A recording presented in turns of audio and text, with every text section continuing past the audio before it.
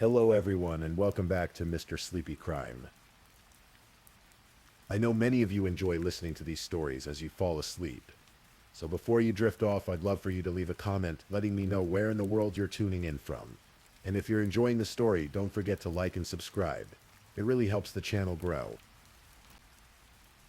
Before we begin, I want to acknowledge that this story involves real people and real tragedies. We tell these stories not for entertainment, but to remember the victims and perhaps help others recognize the warning signs that could prevent similar tragedies. For the best experience, feel free to lower the volume a little, just enough to let the story gently carry you off to sleep. Alright, please get comfortable, dim the lights, and let's dive into tonight's first story. Tonight, we're going to explore a true story, one that unfolds slowly, carefully. Like the turning of pages in an old book. This is a story about secrets hidden behind the perfect facade of a Texas mansion. About a life built on lies. And about the night everything came crashing down. Take a deep breath, let your shoulders drop, and let me tell you about Greg Williams. In the wealthy suburb of Keller, Texas, just outside Fort Worth, there stood a gated community where manicured lawns stretched beneath the warm Texas sun. Behind wrought iron gates and pristine sidewalks, families lived the American dream. And in one particular house on Jacob Lane, that dream seemed especially bright in the autumn of 2011. Greg Williams was 40 years old that fall. He was a successful IT entrepreneur who had built his computer technology business from the ground up. Those who knew him described him as energetic, peppy, despite the long hours he worked. He was a man who loved martial arts and bodybuilding, someone who took care of himself and worked hard for what he had. His blue eyes were striking, the kind that people remembered, the kind his wife would later say she missed most. Greg lived in an $800,000 home with his wife Michelle and their 4-year-old daughter Michaela. In the garage sat 2 matching Mercedes, anniversary gifts the couple had given each other. In the yard, there was already a pool, but Greg was designing another one, something special just for little Michaela. He was also planning a built-in aquarium for their new house, the dream house they were about to purchase. His mother would later remember this time with particular clarity. She said Greg was excited, maybe even more excited than usual. He was tired from the long hours at work, yes. But he was happy, he was bubbly, he was looking forward to the future. The closing on the new house was just days away. Everything in Greg Williams' life seemed to be falling into place. But of course, as you've already guessed, that's not how this story ends. To understand what happened in that house on Jacob Lane, we need to understand Michelle Williams. Born Michelle Marie, she was a woman who had lived many lives, worn many names, and left a trail of broken relationships in her wake. Michelle had been married 3 times before she met Greg. She had 3 children from previous relationships, 2 sons, Lee and Andrew O'Brien, and a daughter. Her life before Greg was characterized by constant movement, constant change. Her sons would later describe their childhood as unstable, moving from motel to motel, from trailer to trailer, as Michelle found new men in her life. They said they were never her priority. There was a pattern to Michelle's life, a cycle that repeated itself with each new relationship. Michelle was a marketing major when she first married. Over the years, she developed what some would call a talent for reinvention. She knew how to present herself, how to become what someone needed her to be. Her ex-husbands would later speak about her with a remarkable consistency. They all mentioned her infidelity, her manipulations, her ability to lie with conviction. But when Michelle met Greg Williams in 2007, something seemed different. Or perhaps from Michelle's perspective, this was simply the biggest opportunity yet. Greg treated me like a queen, Michelle would later say in an interview. He took me from day one and put me on an untouchable pedestal. Nobody's ever treated me that way. He was my knight in shining armor. They married in 2008. For Michelle, it must have felt like she'd finally arrived. The $800,000 house, the matching Mercedes, the successful husband bringing in over $500,000 a year. No more motels. No more struggling. This was the life she'd always wanted. But Greg's family never warmed to her. His sister, Michelle Fletcher, and his brother, Michael, both felt from the beginning that something was off.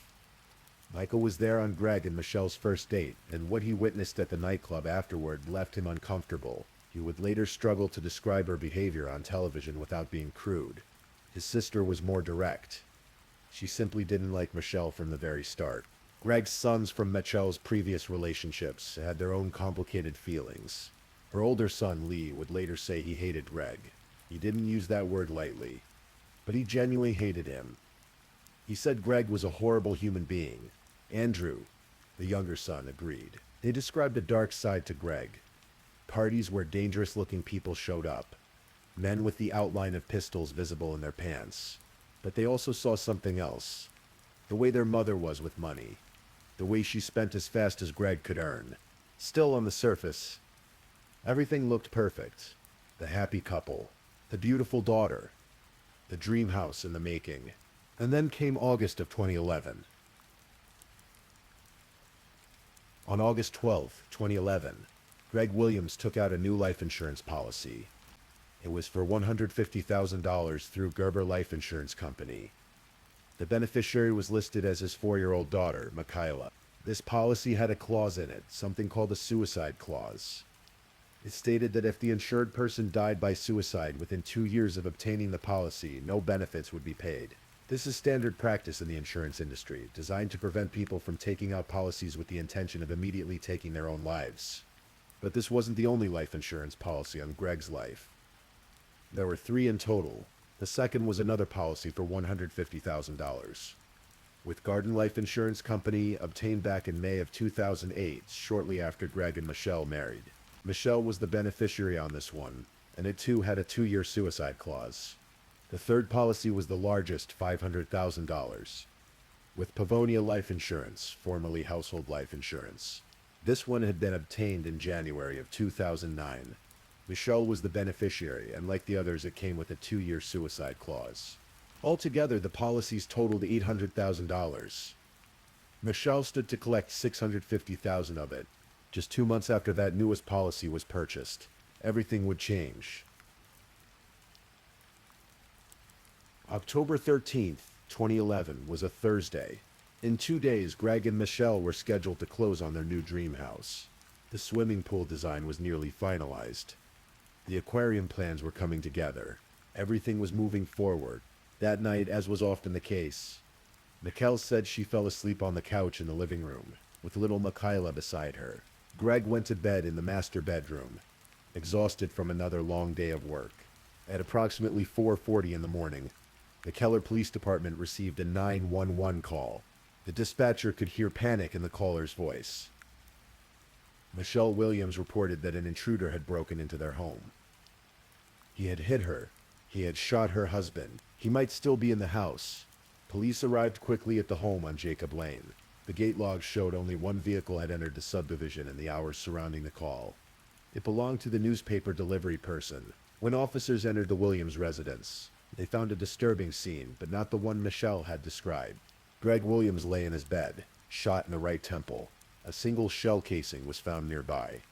Blood pooled around his head. He was pronounced dead at the scene. Near the back door, investigators discovered a .45 caliber handgun and a long wrench, both conspicuously placed as if staged for discovery. Both were wiped clean of fingerprints. Michelle had a bruise on her cheek, which she said came from being struck by the intruder with the wrench. She maintained that a man dressed in black had broken in, knocked her unconscious briefly, shot her husband, and fled out the back door. Their 4-year-old daughter had supposedly slept through the entire incident, but as police examined the scene more carefully, things didn't add up. There was no sign of forced entry. The back door, which Michelle claimed the intruder had pried open, showed damage that could only have been made while the door was already open. Someone had staged it to look like a break-in. The $20,000 in cash that the couple kept in the house hadn't been touched. No fingerprints were found on the murder weapon or the wrench. And perhaps most tellingly, a neighbor's security camera footage showed no unauthorized vehicles entering or leaving the gated community. Canine units from both Keller and nearby Bedford were brought in to search for any trace of an intruder. They found nothing. Officers went door to door through the neighborhood, asking if anyone had seen anything suspicious. No one had. Within hours, investigators knew they weren't looking for an intruder. They were looking at Michelle Williams. Sergeant John McGrew asked Michelle if she would accompany him to the Keller Police Department for an interview. She agreed, cooperative despite her injury and the ice pack pressed to her face. In the interrogation room, Michelle maintained her story about the intruder dressed in black, but Sergeant McGrew was patient. He pointed out the inconsistencies, the lack of forced entry, the pristine condition of the weapons, the missing intruder on the security footage, the untouched cash. He asked her what really happened. She insisted on the intruder. He asked her again. She repeated the same story. He asked her a third time, then a fourth, then a fifth. After hours in that room, after Sergeant McGrew had asked her for the eighth time what truly happened, Michelle's story finally changed. She now claimed that Greg had committed suicide. She said she'd found him dead, and in a panic, she'd staged the scene to make it look like an intruder had killed him. She said she did this to protect their daughter, so Michaela wouldn't have to grow up knowing her father had taken his own life. Michelle told the detectives exactly how she'd staged the crime scene. She said she'd wiped Greg's hand and the gun with disinfecting wipes, then flushed the wipes down the toilet. She'd scratched around the doorframe to simulate forced entry. She'd hit herself in the face with the wrench to create the bruise that would support her intruder story. She'd placed the gun and wrench by the back door to make them obvious, impossible to overlook. After 5 hours in the interrogation room, police released Michelle Williams. They had her changing stories on tape. They had a staged crime scene, but they needed more before they could make an arrest. Michelle went home to her sons, who had rushed to be with her in her supposed time of grief. In the days following Greg's death, Michelle's behavior struck many as unusual. Her son Andrew described her emotional state as a big roller coaster. Some days she would cry hard. Other days she would laugh. She told different people different stories about what had happened. She told her sons both the intruder story and the suicide story, going back and forth as if she couldn't decide which lie she wanted to believe more. A few days after the shooting, Michelle pulled Andrew aside. They'd been cleaning up the house together, trying to restore some normalcy, when she asked him to step outside. What she said next would eventually help convict her. Michelle asked Andrew to do something for her. She wanted him to call a friend. She wanted that friend to buy an extra-large sweater. She wanted the friend to wear garbage bags under the sweater so no DNA would transfer. Then she wanted them to go somewhere and fire a pistol while wearing the sweater, so gunshot residue would cover it. Finally, she wanted Andrew to break into Greg's ex-wife Kathy's car, plant the sweater under a seat, and call in an anonymous tip to police that Kathy had killed Greg. Andrew told his mother he would do it, but he had no intention of following through. He thought she was having a mental breakdown. He just said yes to calm her down, to walk away from the conversation. Then Michelle asked Andrew something that crossed a line he couldn't ignore. She asked if his brother Lee might have killed Greg. That was the moment Andrew stopped talking to his mother. On November 3rd, 2011, the medical examiner's office officially ruled Greg Williams' death a homicide. The autopsy showed that he'd been shot from a distance of 6 to 24 inches away. Forensic analysis revealed that Greg had been given a sedative before he was shot. This wasn't a suicide at all. The angle and distance of the shot made it impossible for Greg to have pulled the trigger himself. Meanwhile, investigators were discovering more about Michelle's activities after her husband's death. She was liquidating everything Greg had owned. She sold his IT company, but continued cashing checks meant for the business. She tried to claim his massive life insurance policies, but was denied at the last moment when questions arose about his death. She announced she was dating someone new, a bodybuilder and personal trainer named Gene Wallace. Gene was 15 years her junior.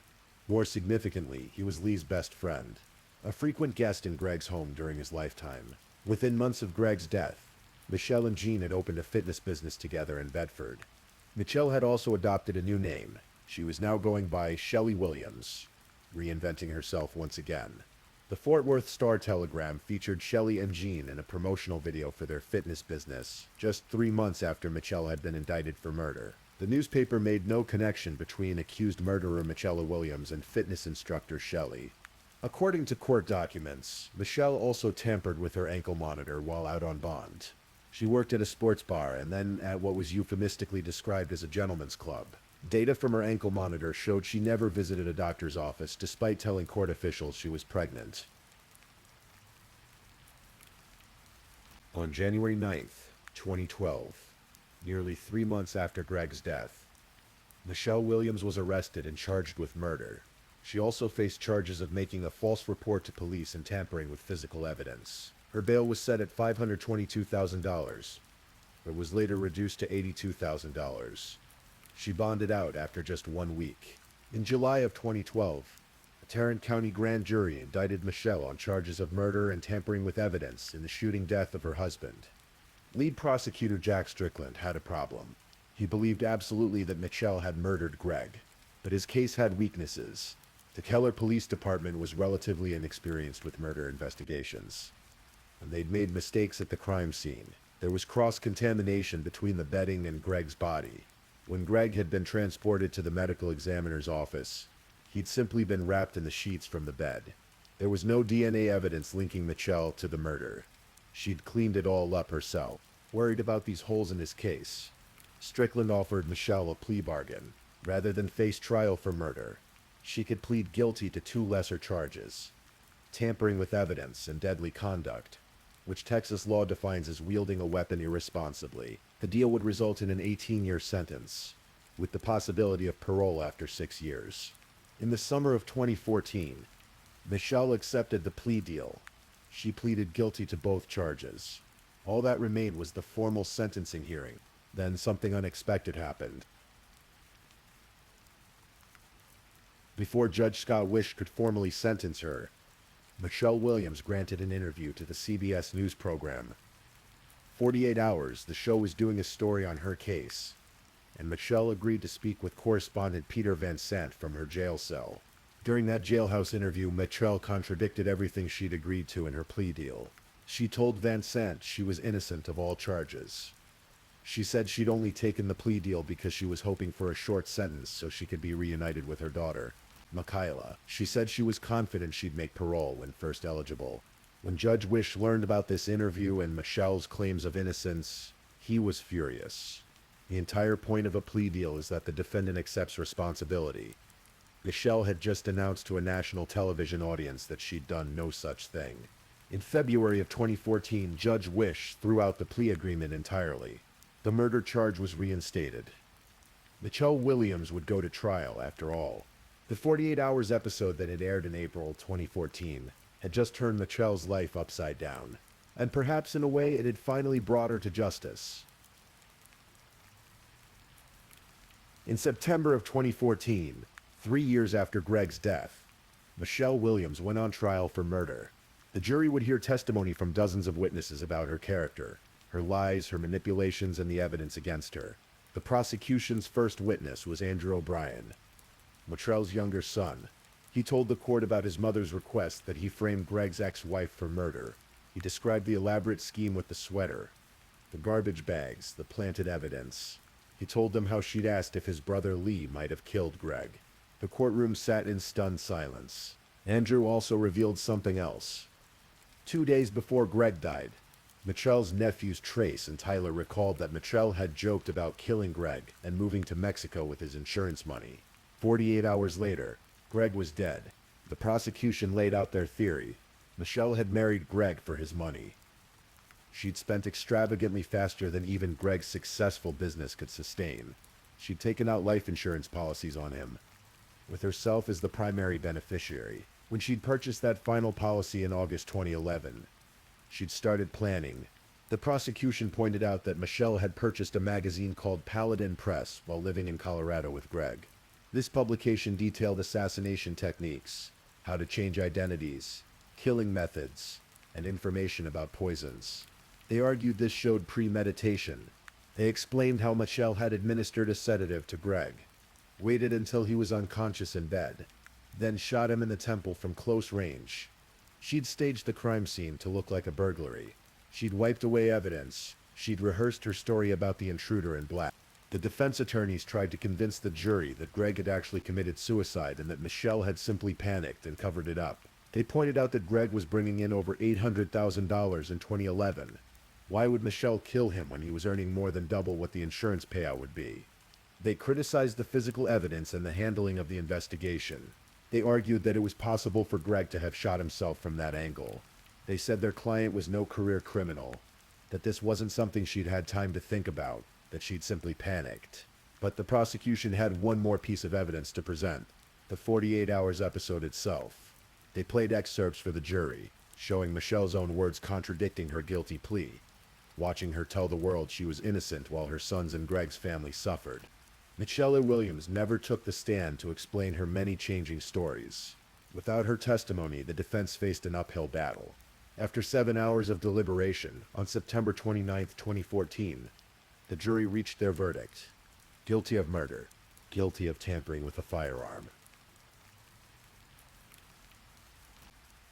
The sentencing phase brought even more revelations about Michelle's behavior. Prosecutors called witnesses to discuss her conduct while out on bond.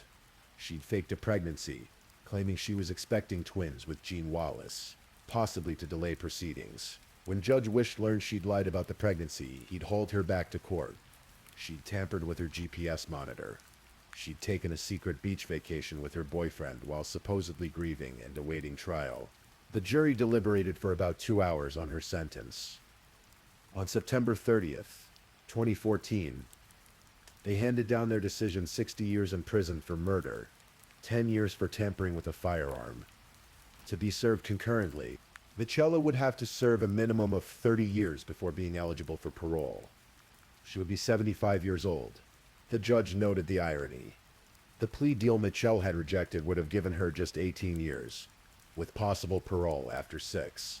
By proclaiming her innocence on television, she'd effectively added 42 years to her sentence. In the courtroom, Greg's family finally had their moment to speak. His mother, Betty, addressed Michelle directly through tears. "Greg loved and trusted you with his business and his life," she said. "Now Greg is gone and he'll never see his daughters grow up." Michelle's own sons had testified against her. They'd chosen truth and justice over loyalty to the woman who'd given birth to them. Lee would later reflect on his relationship with his mother, saying that Mom carried more meaning than the word love, but that Michelle would never be his mom. She was his mother biologically, but she'd never filled that role. Andrew spoke about learning to take control of his own life again, after years of being controlled by her tears, her crying, her lies. Even after Michelle's conviction, questions lingered during the investigation and trial. Another mysterious death had come to light, one that occurred before Greg Williams died.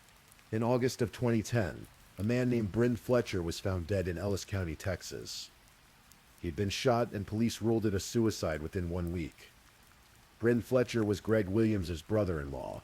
He worked for Greg's IT company, GW Solutions. On the day of his death, Bryn had left his home in Terrell at 6:30 in the morning for a business trip to Waco. When he didn't arrive by 10 o'clock, his boss, Greg Williams, grew concerned. For hours, many people tried to contact Bryn. Then, his body was discovered. The police file on Bryn Fletcher's death is oddly incomplete, raising more questions than it answers. One report lists the gunshot wound as being to the right eye. Another report says it was to the mouth. Despite ruling his death a suicide, police never released the gun or photos from the incident to Bryn's wife, Michelle Fletcher. After Michelle Williams was indicted for Greg's murder, the Tarrant County District Attorney's Office looked into Bryn's death with fresh eyes.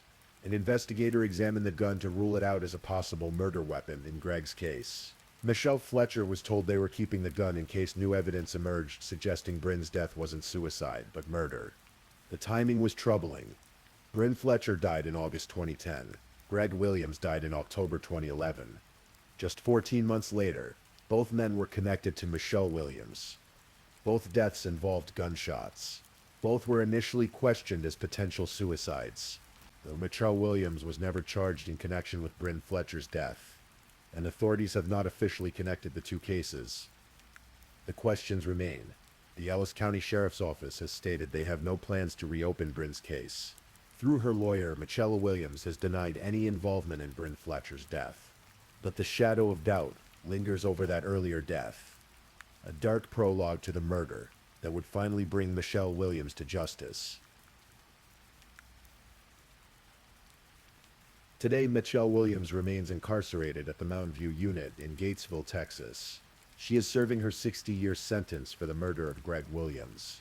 In 30 years, when she becomes eligible for parole, she will be 75 years old. Given the nature of her crime and her behavior throughout the investigation and trial, parole is far from guaranteed.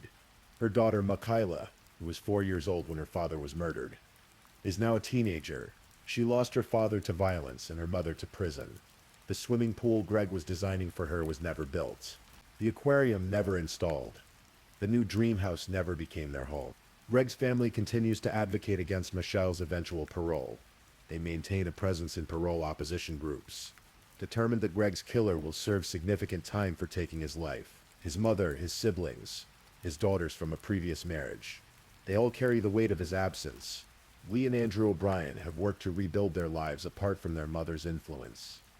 They've spoken publicly about their experiences, about the manipulation and lies that characterized their childhood, about the difficult decision to testify against her. They've had to reconcile the fact that the woman who gave them life also took the life of their stepfather, a man they didn't like but who didn't deserve to die. Gene Wallace, the much younger boyfriend who opened a fitness business with Michelle while she was out on bond, has disappeared from public view. His relationship with Lee O'Brien, once his best friend, was irreparably damaged. The house on Jacob Lane in Keller's Twin Lakes subdivision eventually sold. A new family lives there now, perhaps unaware of the violence that occurred within those walls, of the man who was shot as he slept, of the wife who staged a crime scene and called 911 with manufactured panic in her voice. The story of Michelle Williams and the murder of Greg Williams is, at its core, a story about lies. Michelle lied about the intruder. She lied about the suicide. She lied to investigators, to her family, to her sons, to the media. She lived a life built on deception, reinventing herself again and again, moving from relationship to relationship, always looking for the next opportunity, the next knight in shining armor, to place her on a pedestal. But perhaps the most disturbing aspect of this case is the lies Michelle told herself. To murder your husband as he sleeps, to stage an elaborate crime scene, to look your children in the eye and manipulate them into believing different versions of events, to try to frame innocent people for your crime. These acts require a profound disconnect from reality and from basic human empathy. The jury saw through the lies. The evidence spoke clearly despite Michelle's attempts to erase it, and in the end justice was served. Not because of perfect police work or flawless prosecution, but because Michelle herself couldn't maintain the facade. She told too many stories, she changed her narrative too many times. And when given the gift of a plea deal that would have significantly reduced her sentence, she couldn't help but go on national television and claim innocence, sabotaging her own agreement in a final act of self-destructive narcissism. Let's return for a moment to that house on Jacob Lane. It's the early morning hours of October 13th, 2011. The sun hasn't yet risen over the wealthy suburb of Keller. The streets are quiet. The gated community sleeps. In the master bedroom, Greg Williams lies in bed, exhausted from another long day building his business, dreaming perhaps of the new house, the pool for his daughter, the bright future just days away. He doesn't know that his wife has given him something to make him sleep more deeply. He doesn't know that she's standing over him with his own gun in her hand. He doesn't wake when she pulls the trigger. In the living room, 4-year-old Michaela sleeps on the couch, unaware that her world is about to shatter. The loud noise that will supposedly wake her mother doesn't disturb her at all. Helen moves through the house with purpose now. She wipes down the gun, careful to remove any fingerprints. She places it by the back door, along with the wrench. She scratches at the doorframe, creating the illusion of forced entry. She hits herself in the face with the wrench, hard enough to leave a bruise. Evidence of her story. She flushes the cleaning wipes down the toilet. Then she calls 911, and the lies begin. But in that moment, before the sirens, before the interrogation, before the trial, and the verdict in the prison cell, there is just silence. The silence of the house where a man has been murdered. The silence that stretches between the truth and the lie. The silence that Michelle Williams would spend the next 3 years trying to fill with different stories, different versions of events, until finally, inevitably, the silence gave way to justice. As you drift off to sleep tonight, remember that truth has a weight to it. Lies can be elaborate. They can be convincing. They can be maintained for days or months or even years. But they're weightless. and eventually they float away, revealing what was always underneath. The simple, heavy truth. Greg Williams was murdered by his wife as he slept in his bed. She cleaned up the evidence. She staged the scene. She lied to everyone. But in the end, the truth was heavier than all her lies combined. And now, as you close your eyes, let the weight of this story settle over you like a blanket. Let the truth of it, the finality of justice, bring you peace. The mystery is solved. The killer is caught. The story is told. If this is your first time listening to one of our true crime stories, welcome to Mr. Sleepy Crime, where we explore these cases in a calm and respectful way. I also want to take a moment to appreciate my amazing subscribers who've been rocking with me. Thank you so much for your continued support. If you're still awake and listening, don't forget to drop a comment. Let me know where you're tuning in from and the current time in your corner of the world. Or just say something to let me know you're still here. And if you haven't already, be sure to like this video and subscribe so you don't miss our next true crime stories for sleep. Now let's move on to our second story.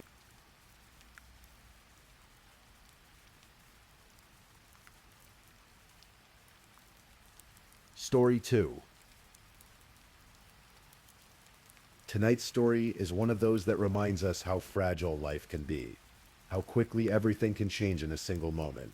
It's a story about a young woman named Kelsey Schelling, whose life was full of promise, whose future seemed bright, and whose disappearance would leave a family searching for answers for 8 long years. This is a story that unfolds slowly, like many true crime cases do. There are no sudden shocks here, just the quiet, methodical unraveling of what happened on a cold February night in Colorado.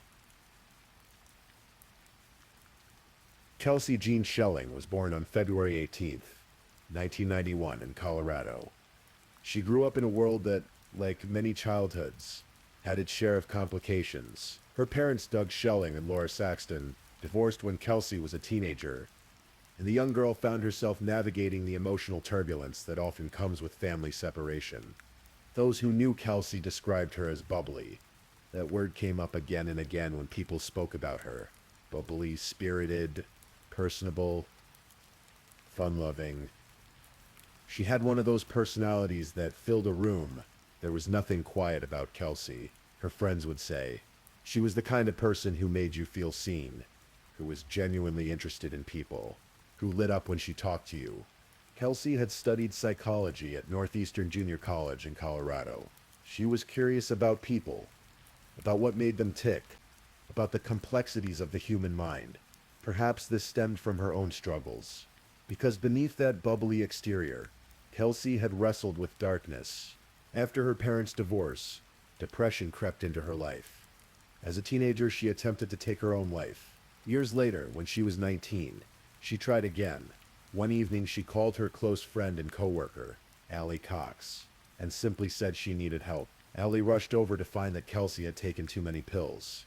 Together, they went to the hospital, and Kelsey got the help she needed. But Kelsey was resilient. She fought her battles with mental health, and according to those who knew her, she was winning. By 2013, when she was 21 years old, Kelsey was working at a floor and decor store just outside Denver. She was close with her family, especially her mother, Laura. They spoke frequently, sometimes multiple times a day. Kelsey was the kind of daughter who kept in touch, who shared her life openly, who wanted her family to be part of her journey. At this point in her life, Kelsey was in an on-again, off-again relationship with a man named Dante Lucas.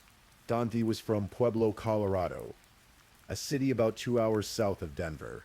He had once been a college basketball player, someone with athletic aspirations and dreams. But by 2013, those dreams had faded. His friends and family would later describe him as someone who was often late, unreliable, someone who didn't always follow through. Kelsey's friends didn't like Dante. They told investigators that the relationship was toxic, tumultuous, filled with highs and lows.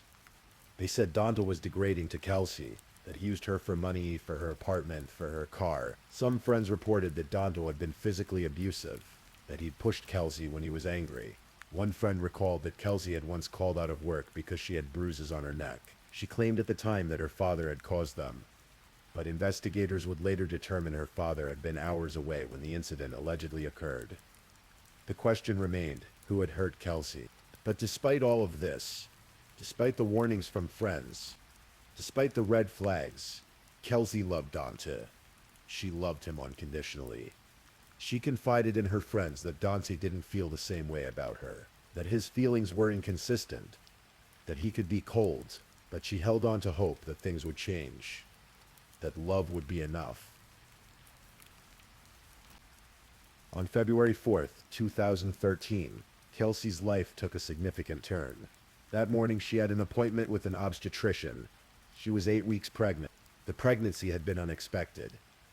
Kelsey wasn't sure how Donnie would react. But as she sat in that doctor's office and saw the ultrasound image for the first time, something shifted inside her. She felt joy. She felt hope. She wanted this baby. She wanted to be a mother. After the appointment, Kelsey called her mother, Laura, as she was driving back to work. Her voice was a mix of nervousness and excitement. She told Laura about the pregnancy. Laura, though initially shocked, remained calm. She listened, and then she told her daughter something that would echo in her mind for years to come. She said, "I will support you any way I can. The whole family will support you. It's going to be okay." Kelsey seemed relieved. She told her mother that she was excited about the baby, that she wanted to keep it. Laura asked about Donnie, and Kelsey's tone changed. She said she didn't think Donnie wanted to be with her, that she wasn't sure how he would react to the news. But Laura reassured her daughter. They would figure it out together. After hanging up with her mother, Kelsey sent text messages to other family members. She sent the ultrasound photo to her father, Doug, to her brother, and to friends. She even sent it to Donbe. Then she went to her shift at Floor & Decor, where she worked from 1 in the afternoon until just before 10 o'clock that night. Throughout that day, text messages flew back and forth between Kelsey and Donbe. The messages told a story of manipulation, of someone slowly reeling another person in. Donte had actually started texting Kelsey the day before, on February 3rd, asking her to come to Pueblo. He told her he wanted to take her on a short road trip, just a couple of hours. He said he had a surprise for her. "Just wait and see for yourself," he wrote. "You probably wouldn't believe me if I told you anyway, so you can see for yourself." Kelsey was hesitant. She told him she had a doctor's appointment the next day. She was tired. She had work. But Donnie persisted. On February 4th, after she sent him the ultrasound photo, the messages continued. He pressed her to come to Pueblo. He told her the surprise was waiting. Kelsey's friends would later say that the text messages from Donnie that day seemed calculated. He knew what to say to get her to drive down. He played on her emotions, on her hope that maybe he would step up, that maybe he would want to be part of this baby's life. That evening, after Kelsey clocked out of work at 9:54 p.m., she made a decision. She would drive to Pueblo. She would see what Donnie's surprise was. Maybe it would be good news. Maybe he wanted to talk about their future. She grabbed a Victoria's Secret bag and packed a day's worth of clothing and personal items. She put on a light gray jacket, a black coat with fur on the hood, black Victoria's Secret workout pants, and tan Ugg boots. She got into her car, a black 2011 Chevrolet Cruze, and began the 2-hour drive south to Pueblo. She arrived at the Walmart on Northern Avenue in Pueblo at around 11 o'clock that night. She texted Donte to let him know she was there. Then she waited and waited. An hour passed. Donte hadn't shown up. At around midnight, Kelsey sent another text. She was tired of waiting, she wrote. If he didn't show up soon, she was going to head home. Minutes later, Donte responded. He asked her to meet him at a different location. Kelsey, exhausted but still hopeful, complied. She drove to the new location. About 30 minutes later, she sent her final text message to Donte. "Where are you?" she wrote. "I've been here for over an hour, just waiting." That was the last time anyone heard from Kelsey Schelling. The next day, February 5th, was a Tuesday. Kelsey was supposed to work her shift at Floor & Decor, but she didn't show up. Her supervisor, Savannah Martin, found this odd. Kelsey was reliable. She always called if she couldn't make it. But that morning, Martin received text messages from Kelsey's phone saying she was really sick and had gone to the emergency room. Martin was confused. Just the day before, Kelsey had told her that the pregnancy checkup went well, that the doctor said everything was fine. Now she was in the ER. Martin told her not to come in, to rest and feel better. But something about the messages felt off. The grammar wasn't quite right. The phrasing didn't sound like Kelsey. Martin couldn't shake the feeling that something was wrong. That same day, Kelsey's father, Doug, tried calling his daughter. He sent her a text telling her to call him. He received a response saying she wasn't feeling well and was lying on the couch, but Kelsey never called him back. On February 6th, Doug got busy with work and forgot to contact Kelsey again. But on February 7th, Laura Saxton called Doug, her voice filled with worry. "Things aren't right," she said. Friends had been trying to reach Kelsey. No one had heard from her. Doug realized that Kelsey had never called him back. Laura, Doug, and Kelsey's brother drove up to her apartment in Denver. When they arrived, everything was in order.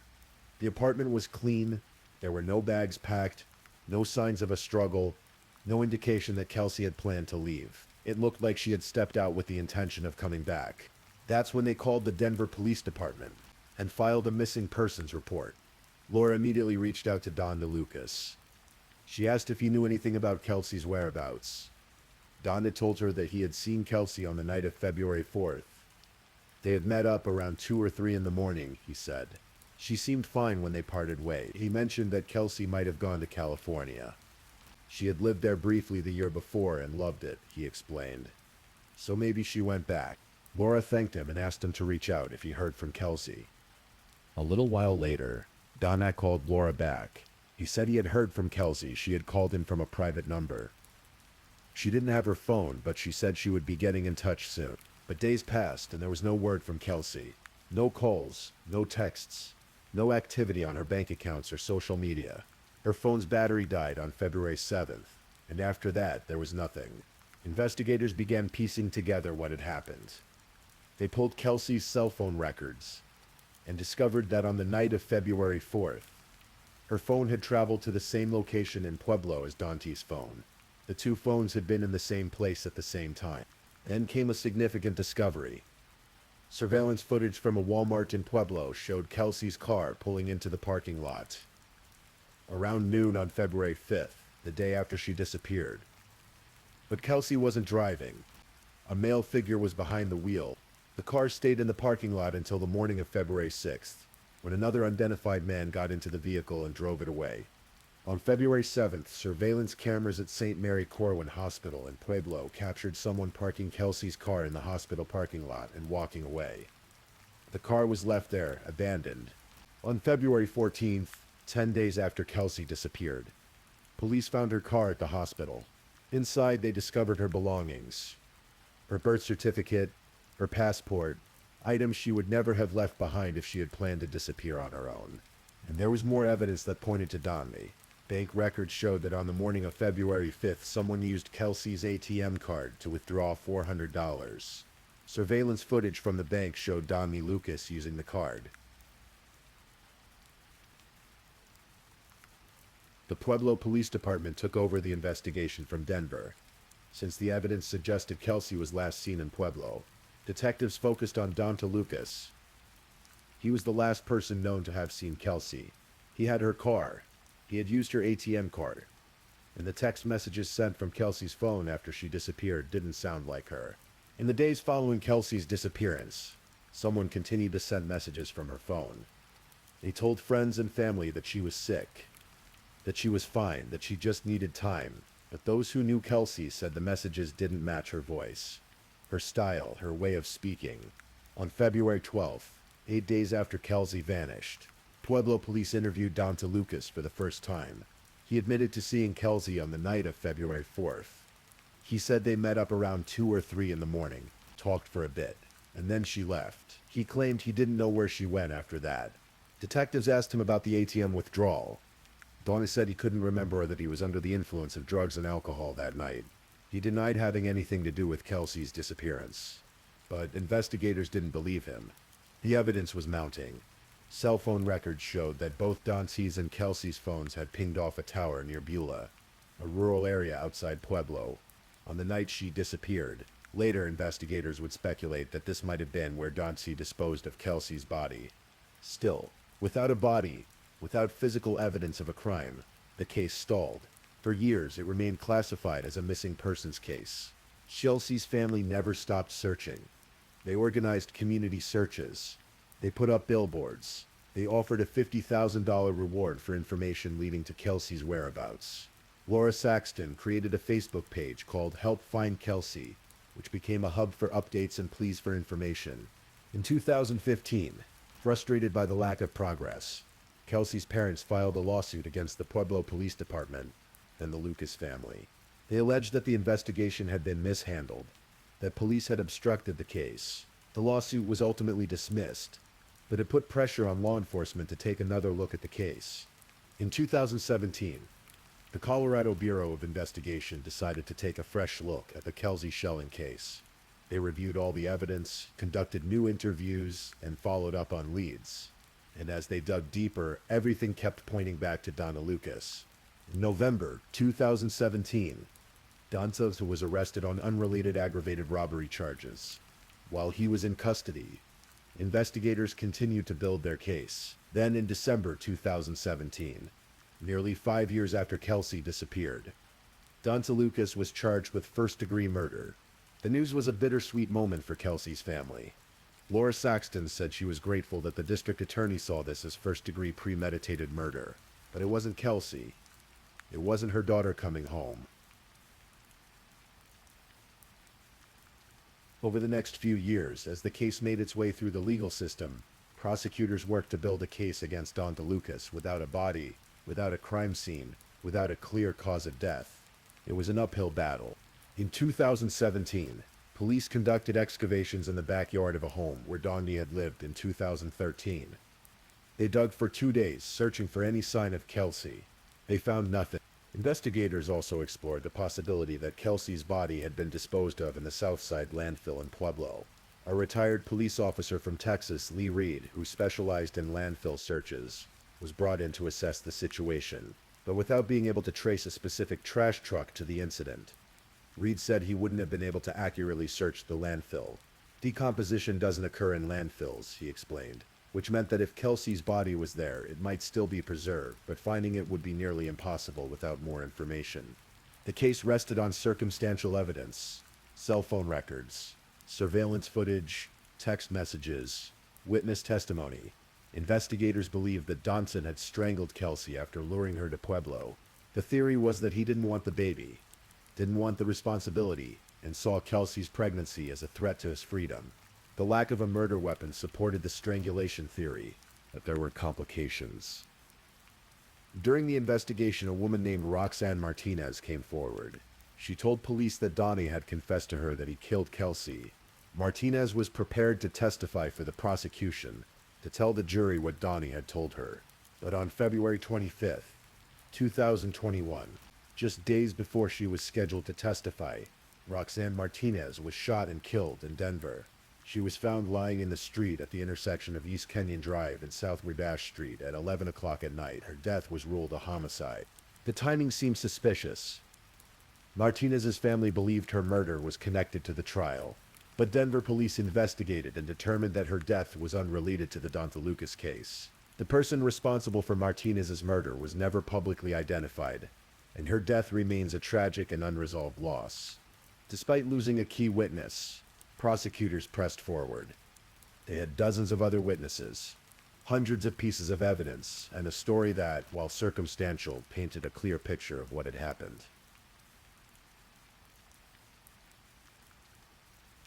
The trial of Donna Lucas began in February 2021, 8 years after Kelsey disappeared. Due to the COVID-19 pandemic, the courtroom had strict limits on the number of people who could attend. Jurors were spaced 6 feet apart and required to wear masks. No cameras were allowed in the building, and there was no live reporting from the courthouse.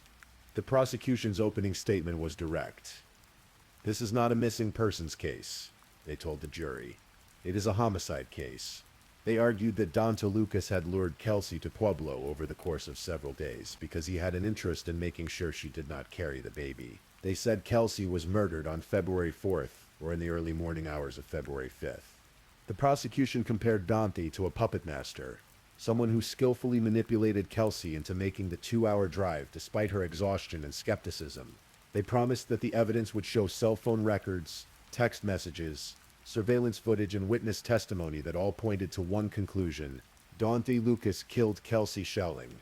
The defense, on the other hand, called the prosecution's case the biggest reach in Pueblo's history. They argued that there was no weapon, no cause of death, no location of the murder, and no body. They said the case was built on random pieces of information accumulated over 8 years, and that none of it proved Dante killed Kelsey. The defense also suggested that Kelsey might not even be dead. They pointed to the lack of DNA evidence and questioned whether investigators had truly proven that a homicide had occurred.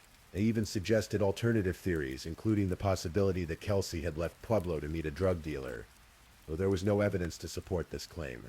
Over the course of 3 weeks, the prosecution called dozens of witnesses. Laura Saxton, Kelsey's mother, took the stand and spoke about her daughter's excitement over the pregnancy, her close relationship with her family, and the anguish of not knowing what happened to her. Kelsey's friends testified about the tumultuous relationship between Kelsey and Dante. They described Dante as verbally abusive, degrading, and manipulative. One friend testified that Kelsey had confided in her that Dante had been physically abusive. Investigators presented cell phone records showing that Kelsey's phone and Dante's phone were in the same location on the night she disappeared. They showed surveillance footage of Dante driving Kelsey's car and using her ATM card. They played recordings of police interviews with Dante in which his story changed and didn't line up with the timeline. A forensic expert testified about evidence found in Kelsey's car. Traced DNA belonging to Dante was found inside a pair of gloves and 2 sweatshirts. Hair found in the car matched Kelsey's mother, meaning it could belong to Kelsey herself. Another hair matched Donnie's mother, Sarah Lucas, who admitted she had driven the car before. But there was no blood found in the car. No fingerprints that could definitively place Danu at the scene of a crime. No smoking gun. The defense hammered on this point repeatedly. How could the prosecution prove murder without physical evidence? One of the most damaging pieces of testimony came from Ryan Rivera, a former inmate who had been housed with Dante Lucas in the Pueblo County Jail. Rivera testified that Dante had told him that investigators would never find Kelsey's body. This statement was a bombshell. It suggested not only that Dante knew Kelsey was dead, but that he had disposed of her body in a way that ensured she would never be found. Another witness, Lauren Soar, testified that she had reached out to Dante in 2016, trying to gather information about Kelsey. She befriended him on social media, and they eventually met in person. During one of their conversations, Dante admitted to Lauren that he had moved Kelsey's car from Walmart to St. Mary Cordian Hospital. This was significant because Dante had previously told police he didn't know how the car ended up at the hospital. The prosecution rested their case on March 5th, 2021. They had presented a mountain of circumstantial evidence, weaving together cell phone records, surveillance footage, witness testimony, and Dante's own contradictory statements into a narrative of premeditated murder. On Monday, March 8th, 2021, the defense shocked everyone by resting their case without calling a single witness. They didn't present an alternative theory. They didn't put Dante Lucas on the stand. They simply rested. The decision was a gamble. The defense was betting that the prosecution hadn't met the burden of proof, that the lack of physical evidence would be enough to create reasonable doubt in the minds of the jurors. Closing arguments began. The prosecution reminded the jury of every piece of evidence they had presented. They argued that there had been plenty of time for Donnie to cover up the crime between the last time Kelsey was seen and the first time police interviewed him. They said that all the evidence pointed to one inescapable conclusion. Donnie Lucas murdered Kelsey Schelling because he didn't want her to have his baby. The defense argued that the case was the biggest stretch in Colorado's history. They said that in order to believe the prosecution's theory, you had to believe that Dante Lucas was a master criminal, someone capable of committing a perfect crime with no physical evidence. They questioned whether Kelsey was really dead, suggesting that she might have simply walked away from her life. The jury deliberated for just a few hours. Shortly after 4 o'clock in the afternoon, they returned with a verdict. Guilty. Dante Lucas was found guilty of first-degree murder in the death of Kelsey Schelling. The sentence was mandatory. Life in prison without the possibility of parole. After the verdict was read, Laura Saxton stood outside the Pueblo County Courthouse, her voice shaking with emotion. "I'm honestly kind of really still in shock right now," she said. "This has been a really long, hard road." She spoke about her daughter with tears in her eyes. The word bubbly was used by, I think, every friend of hers that got on the stand. She was very bubbly, very spirited, very soft-hearted, silly, very, very silly, funny, huge heart. She was just a tiny little thing, but she was just so full of life. I just miss everything about her. But even with the guilty verdict, Laura felt a hollow victory. "We're really thankful for this outcome," she said. "But in the end, we didn't get Kelsey back. And that remains true to this day. Kelsey Schelling's body has never been found. Her family continues to search for her, to hope that one day someone will come forward with information that leads them to her remains. They want to bring her home. They want to give her a proper burial." The district attorney, Jeff Chosner, said after the verdict that they were not done searching for Kelsey's remains. Laura echoed this, saying they would never give up. In February 2024, Don DeLucas appealed his conviction. He argued that the trial court improperly admitted evidence of other acts not related to Kelsey's murder, and that there was prosecutorial misconduct in closing remarks. But in a 24-page opinion, the Colorado Court of Appeals found that despite Lucas's arguments, he had received a fair trial. His conviction was upheld. Today, Don DeLucas is serving his life sentence at the Lemon Correctional Facility in Colorado. He will spend the rest of his life behind bars, never eligible for parole. For Laura Saxton, the years since the trial have been a struggle. She has spoken about how the criminal justice system felt like it was designed to protect the accused, not the victims. She felt that her family was treated poorly during the trial, that their presence was seen as an inconvenience because it brought emotion into the courtroom. She spends a lot of time alone now, trying to find ways to cope. She hopes that one day she will be ready to get back into advocacy work, to push for changes in victims' rights legislation. But for now, she is simply trying to heal, to process the loss of her daughter and the long, painful journey to justice. In 2021, the community gathered in Pueblo City Park to dedicate a bench in Kelsey's honor. It stands as a reminder of a young woman whose life was cut short, whose dreams of motherhood were stolen from her, and whose memory lives on in the hearts of those who loved her. And so, as we come to the end of this story, we're left with more questions than answers. Where's Kelsey Schilling?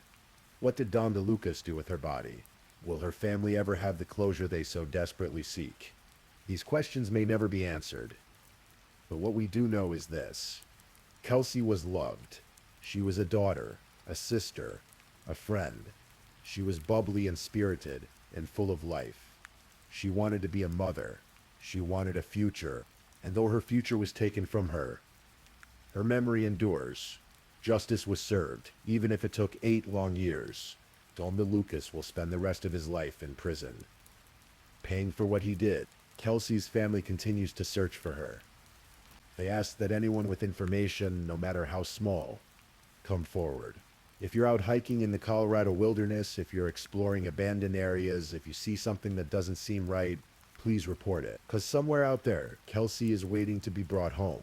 Rest now. Think of Kelsey, and think of her family who never gave up.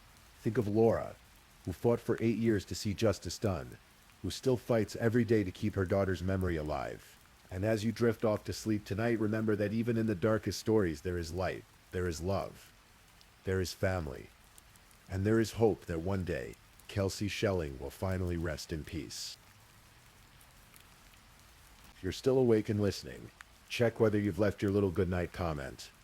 I always check your comments before I sleep too. And if you haven't already, don't forget to like this video and subscribe so you don't miss our next true crime stories for sleep. Meanwhile, let's move on to our third story.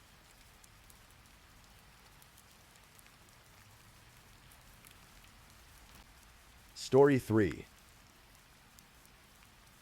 Tonight, let me share with you a story of love, obsession, and the darkest corners of the human heart. This is the story of Patrick de la Cerda, a young man whose dreams of forever were stolen in a single morning. So let me walk you through the quiet tragedy that unfolded in the Sunshine State of Florida. The year was 2017. The month was June. In the digital age, love stories often begin with a simple swipe, a click, a message sent into the void, hoping for connection. For 25-year-old Patrick de la Cerda and 29-year-old Jessica Devnani, their story began on a dating app called Plenty of Fish. Patrick was everything you'd imagine when you think of youth and promise. Born on the 4th of June, 1992 in Miami, Florida, he had grown into a handsome young man with dark hair and warm eyes that spoke of dreams yet to be fulfilled. His mother, Patricia Ronze, who had come from France, remembered how her son would light up when he spoke of the future. He wanted children. He wanted a family. He was, as his mother would say, an absolute romantic. Jessica was a bank teller in Orlando, steady and hardworking. When she met Patrick, she had recently emerged from the shadow of a difficult relationship.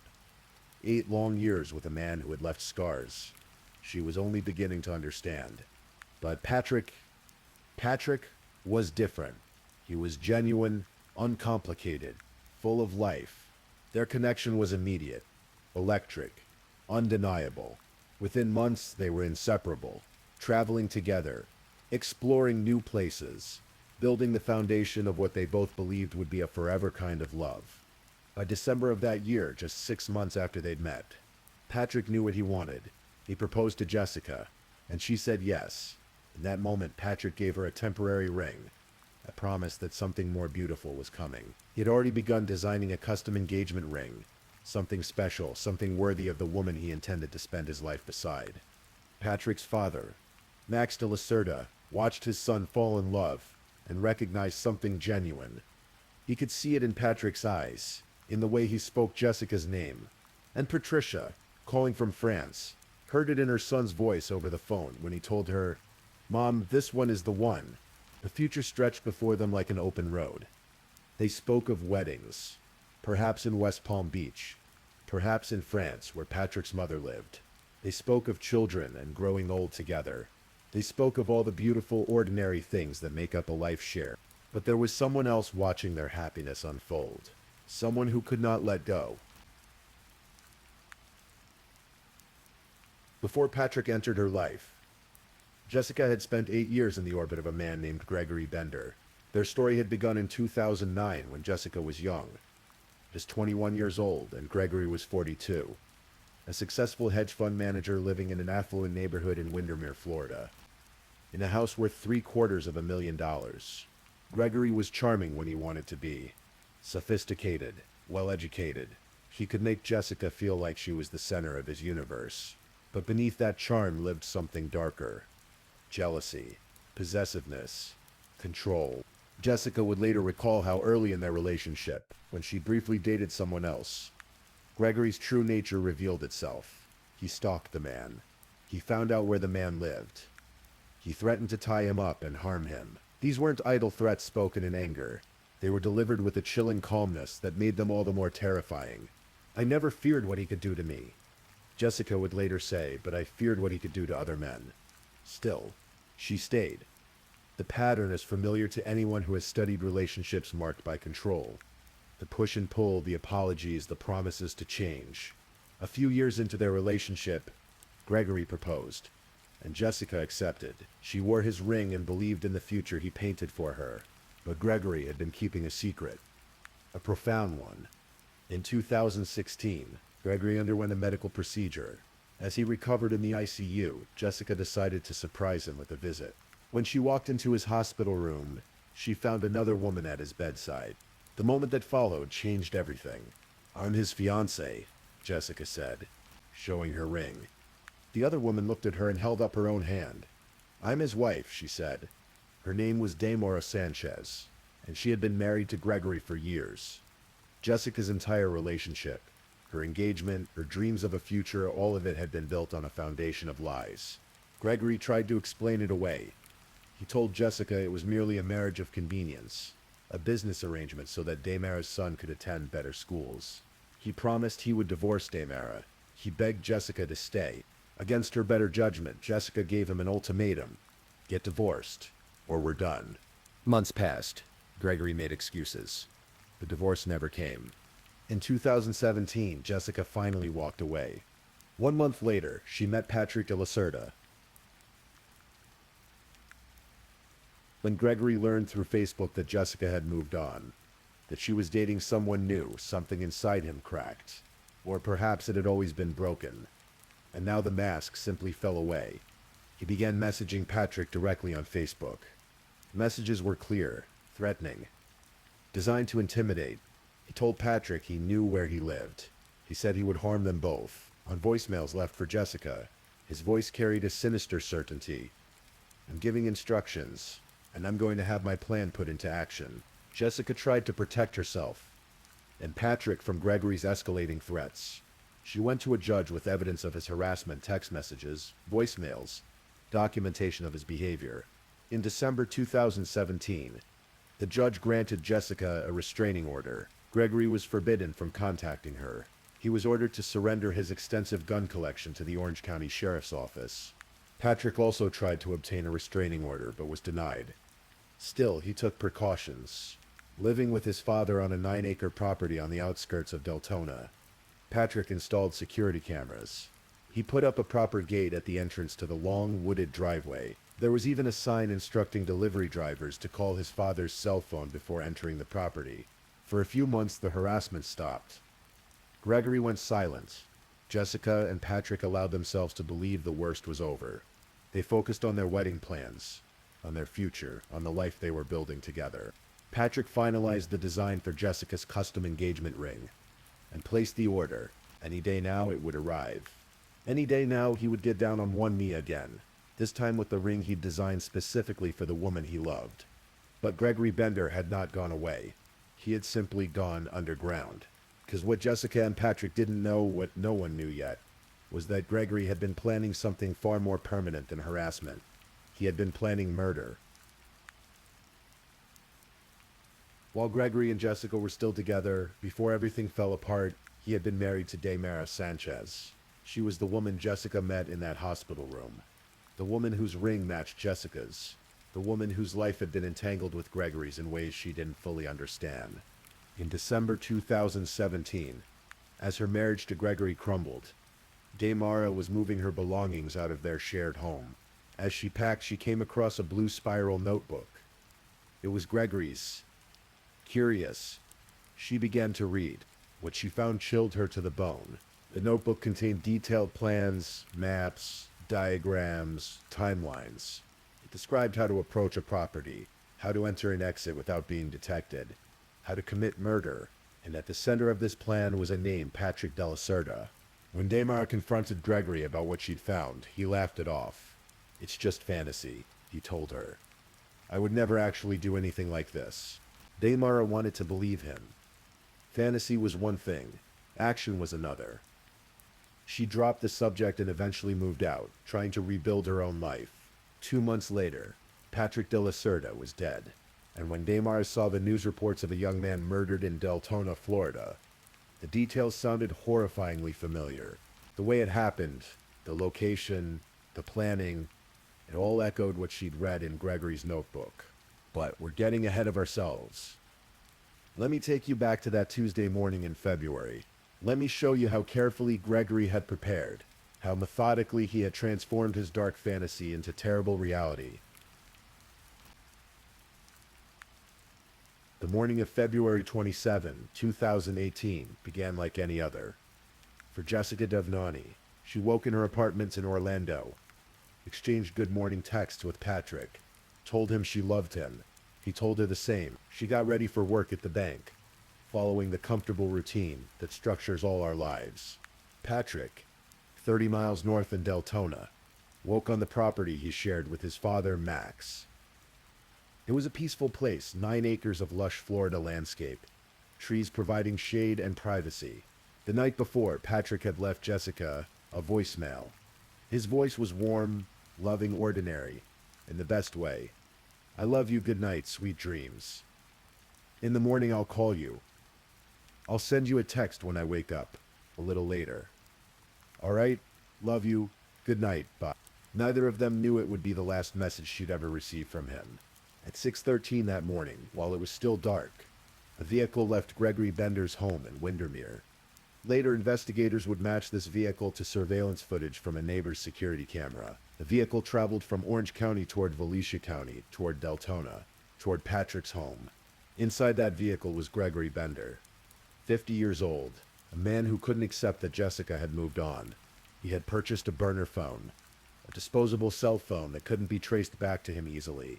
He had loaded his weapon, a rifle chambered in .300 blackout ammunition. the kind used in AR-15 style rifles. He had studied maps of Patrick's property. He had made notes about how to approach the house without being seen, where to position himself, how to escape afterward. This was not a crime of passion, not a moment of rage that spiraled out of control. This was premeditated murder, planned over months, rehearsed in his mind until it became as familiar as any other routine. Around 7:15 in the morning, Max de la Cerda received a phone call. He was 70 miles away at a construction site where he worked. The caller identified himself as a delivery driver. There was a package for Patrick, the man said. Could Max help arrange the delivery? Max tried calling his son but got no answer. He tried texting, still nothing. This wasn't entirely unusual. Patrick might have been asleep or in the shower, but something about the call felt off. The delivery driver had refused to leave a callback number, and the timing was strange. Package deliveries didn't usually happen this early in the morning. Max called Jessica. She was at work by now, and when Max told her he couldn't reach Patrick, that same unease settled over her. She tried calling Patrick herself. Her calls went to voicemail, and then her phone rang. The caller ID showed Gregory Bender's number. Jessica's blood ran cold. She hadn't heard from Gregory in months. Not since the restraining order had been issued. And now, on a random Tuesday morning, he was calling her twice. She didn't answer. She couldn't. Every instinct told her something was wrong. She left work immediately, getting into her car and driving as fast as she could toward Deltona, toward Patrick's house, toward the man she loved. As she drove, her mind raced through possibilities, each one worse than the last. Max's girlfriend, Shannon Chamberlain, who owned the property where Patrick and Max lived, also received word that something might be wrong. She was closer than Max, so she headed to the house to check on Patrick. Shannon arrived first. What she found would haunt her forever. The front door was open. Glass was scattered across the porch. And there, just inside the doorway, lay Patrick de la Cerda, 25 years old, the young man with his whole life ahead of him. He had been shot 4 times in the head, face, chest, and hip. He was already gone, his body growing cold. When Jessica pulled up minutes later, she saw the crime scene tape, the police vehicles, Shannon's stricken face. Before anyone could stop her, she saw Patrick, the man she loved, the man she was supposed to marry, the man who had designed a custom engagement ring that would now arrive too late. Her screams echoed across the 9-acre property, across the quiet Florida morning, across the chasm that separates before and after. Detective Chad Weaver of the Volusia County Sheriff's Office took charge of the crime scene. The property was vast, the location rural, and the killer could still be nearby. Deputies moved through the property with weapons drawn, clearing each building, each corner where someone might hide. But the killer was gone. As Weaver surveyed the scene, certain details began to tell a story. Patrick had been shot as he came to his front door ambushed. The killer had been lying in wait, positioned where he could shoot without being seen until it was too late. 4 shots, 4 hits. This was someone who knew what they were doing. Shell casings were recovered from the scene. The ammunition was .300 Blackout, powerful, accurate. Used in tactical rifles, not the kind of thing you'd find in your average home. This suggested someone with weapons knowledge, someone comfortable with firearms. The surveillance DVR was missing. The killer had taken it, along with Patrick's computer. He didn't want to be identified. He had thought about evidence, about what could tie him to this scene. As Weaver interviewed Jessica and Max at the sheriff's office, a picture began to emerge. Patrick had one known enemy, a neighbor with whom he'd had a dispute months earlier, an incident that had even involved shots fired. But when Weaver checked, he found the neighbor had an airtight alibi. He was in jail when Patrick was killed. Then Jessica told Weaver about Gregory Bender. She explained their history, the 8 years she'd spent with him, the jealousy, the possessiveness, the threats. She showed Weaver the restraining order. She played voicemails where Gregory's voice dripped with barely concealed malice. And she told him about the phone calls that morning, 2 of them from Gregory breaking his silence for the first time in months, right around the time Patrick was murdered. Weaver knew immediately he had his prime suspect. But knowing and proving are 2 different things, and at this point there was no physical evidence linking Gregory Bender to the murder scene. That evening, police arrested Gregory Bender, but not for murder. They arrested him for violating the restraining order by calling Jessica. It was a minor charge, but it bought them time. As Gregory sat in the Orange County Jail, Detective Weaver received a phone call that would break the case wide open. Damara Sanchez watched the news coverage of Patrick de la Cerda's murder, and her heart sank. She knew. Somehow, deep in her bones, she knew. The details matched too closely to what she'd read in Gregory's notebook months earlier. The location, the planning, the execution. It was exactly the kind of methodical approach Gregory would take. The fantasy he dismissed so casually had become horrible reality. Damara contacted Detective Weaver through her attorney. She was nervous, frightened even, when they met in a secluded parking lot on February 28, the day after Patrick's murder. But she was also determined to tell the truth. She described the blue spiral notebook she'd found. She described the maps of Patrick's property, the notes about how to approach the house, how to escape without detection, how to eliminate evidence. She described confronting Gregory about it and his casual dismissal. It's just fantasy. Weaver listened, his pulse quickening. This was exactly the probable cause he needed to search Gregory Bender's home. The search warrant was executed that same day, February 28. Weaver and his team entered the 5-bedroom house in Windermere, not knowing exactly what they'd find, hoping for something, anything that would tie Gregory to Patrick's murder. What they found exceeded their wildest expectations. In Gregory's home office, sitting at the top of a trash bin, not buried deep, not burned, not destroyed, but simply crumpled up and tossed aside, were several pieces of paper covered in handwriting.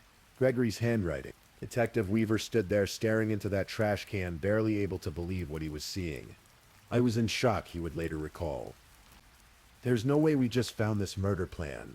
But they had. The papers contained everything. Patrick's address, detailed sketches of his property, notes on his routine, diagrams of the house layout, information about Patrick's pet, instructions on how to enter and exit without being detected, reminders to dispose of clothes, gloves, plates, tracking devices, everything except the one thing Gregory had forgotten: the plan itself.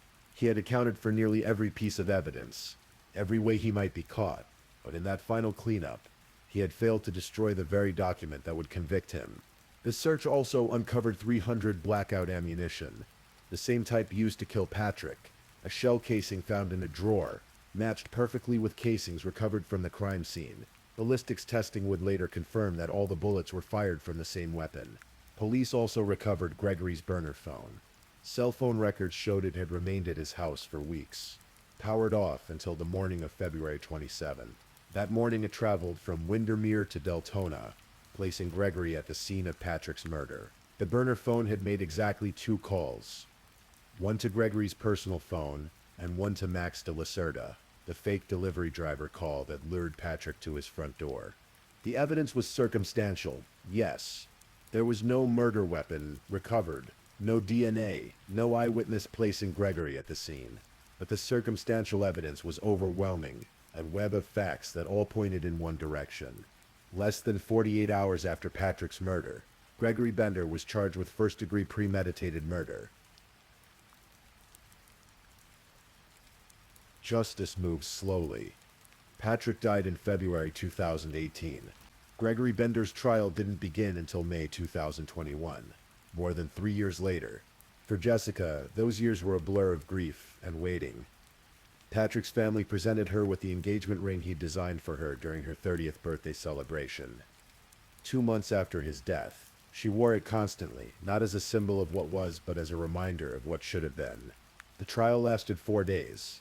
The prosecution, led by Assistant State Attorney Ashley Terwilliger and Andrew Urbanek, presented their case methodically.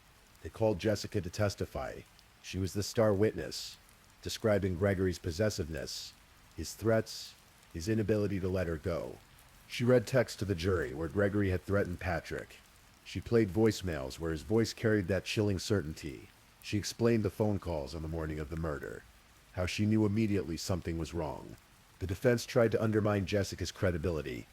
Gregory's attorney, Richard Parker, presented secretly recorded videos from November 2017 footage. Gregory had paid a private investigator to capture. The videos showed Jessica and Gregory at restaurants, having lunch. Having dinner, Gregory touching her hand, kissing her head. Why, the defense asked. Would Jessica be dining with Gregory if she was happily moving on with Patrick? Jessica explained. Gregory had told her he was upset, that he needed closure, that if she agreed to meet with him, he would leave them alone. She went because she was afraid of what he might do if she didn't. She went to try to calm him down, to protect Patrick.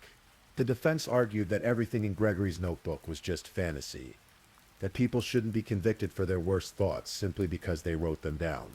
This case is about the difference between a fantasy and reality, Parker told the jury, but the prosecution countered with the cell phone evidence placing Gregory near the crime scene, with the burner phone that only ever called 2 numbers, with the matching ammunition, with the detailed plan that corresponded exactly to how Patrick was killed.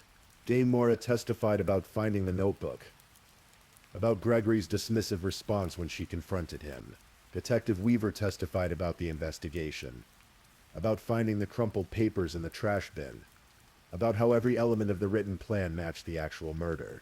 On May 28, 2021, after deliberating for approximately 2 hours, the jury returned their verdict: guilty of first-degree premeditated murder. There was no question of sentencing. In Florida, first-degree murder carries an automatic sentence of life in prison without the possibility of parole. Jessica sat in the courtroom and watched as the verdict was read. She wore Patrick's engagement ring. She watched Gregory's face as he learned he would die in prison. "We finally did it," she said afterward. "We got the guilty verdict." Patrick's father, Max, gave a victim impact statement, looking Gregory in the eye. Max had not only lost his son, but had been put through the additional agony of being briefly considered a suspect himself during the investigation and trial. Patricia, calling from France, finally had some measure of justice for her boy, the romantic who had wanted nothing more than to build a life with the woman he loved. Gregory Bender's attorneys filed an appeal, arguing that the search of his home had been illegal, but the conviction was upheld. He remains in prison today, with no hope of release. For Jessica, life continues, though it's a life fundamentally altered. She has spoken publicly about her experience, appearing on 48 Hours and other true crime programs. She continues to wear Patrick's engagement ring. "Patrick will always be the love of my life," she says. "I wear it because I will go on for Patrick. I will live in his happy memories close to my heart." The case raised important questions about the efficacy of restraining orders. Gregory had been ordered to surrender his firearms. When the restraining order was issued in December 2017, he never did, and without probable cause for a search warrant, law enforcement had no authority to seize those weapons. If they had, Patrick might still be alive. Jessica and Patrick's family have expressed anger and frustration about this failure. "It failed us," Jessica told reporters. "It failed Patrick." The story of Patrick de la Cerda is a reminder that some people cannot accept when a relationship ends. An obsession can calcify into something monstrous. That jealousy unchecked can become murderous rage. It's a reminder that restraining orders are only as good as their enforcement. That threats should always be taken seriously. That love can sometimes make us vulnerable to people who should never have had access to our hearts. And so we come to the end of Patrick's story. A story that should have had decades more chapters, that should have included wedding vows and children's laughter and growing old together. Instead, it ended on a Tuesday morning in February, with a young man answering his door, expecting a symbol of love, meeting instead the bullet that would end his life. Patrick de la Cerda was 25 years old. He had his whole life ahead of him. He was kind, romantic, optimistic, full of dreams. His mother remembers him as someone who loved deeply, who wanted a family, who approached life with hope and joy. His death was not random. It was not an accident. It was the culmination of one man's inability to let go, one man's transformation of love into possession, possession into obsession, obsession into murder. Gregory Bender will spend the rest of his life behind bars, but that's cold comfort to those who loved Patrick. No sentence can bring him back. No verdict can restore what was taken. Jessica continues on, living for both of them now, carrying Patrick's memory with her, wearing his ring as a promise that he will never be forgotten. And somewhere in the quiet spaces between sleep and waking, perhaps Patrick's spirit rests easier, knowing that justice was served, knowing that the man who took his life will never take another. Sleep now, dear listener. Let this story settle into your mind as you drift away. Remember that most people are good. that most love stories have happy endings, that most of us will live out our days in peace. But remember, too, to trust your instincts, to take threats seriously, to understand that some people, when faced with loss, choose violence instead of healing. Remember Patrick de Lacerda, who deserved so much more time than he was given? Please, I'm just putting it out there. If you're still awake and listening, drop a comment. Let me know where you're tuning in from, the time in your part of the world, or just say something to let me know you're still with me. And of course, if you haven't already, like this video and subscribe so you don't miss the next true crime story for sleep. Now, let's move on to our fourth story.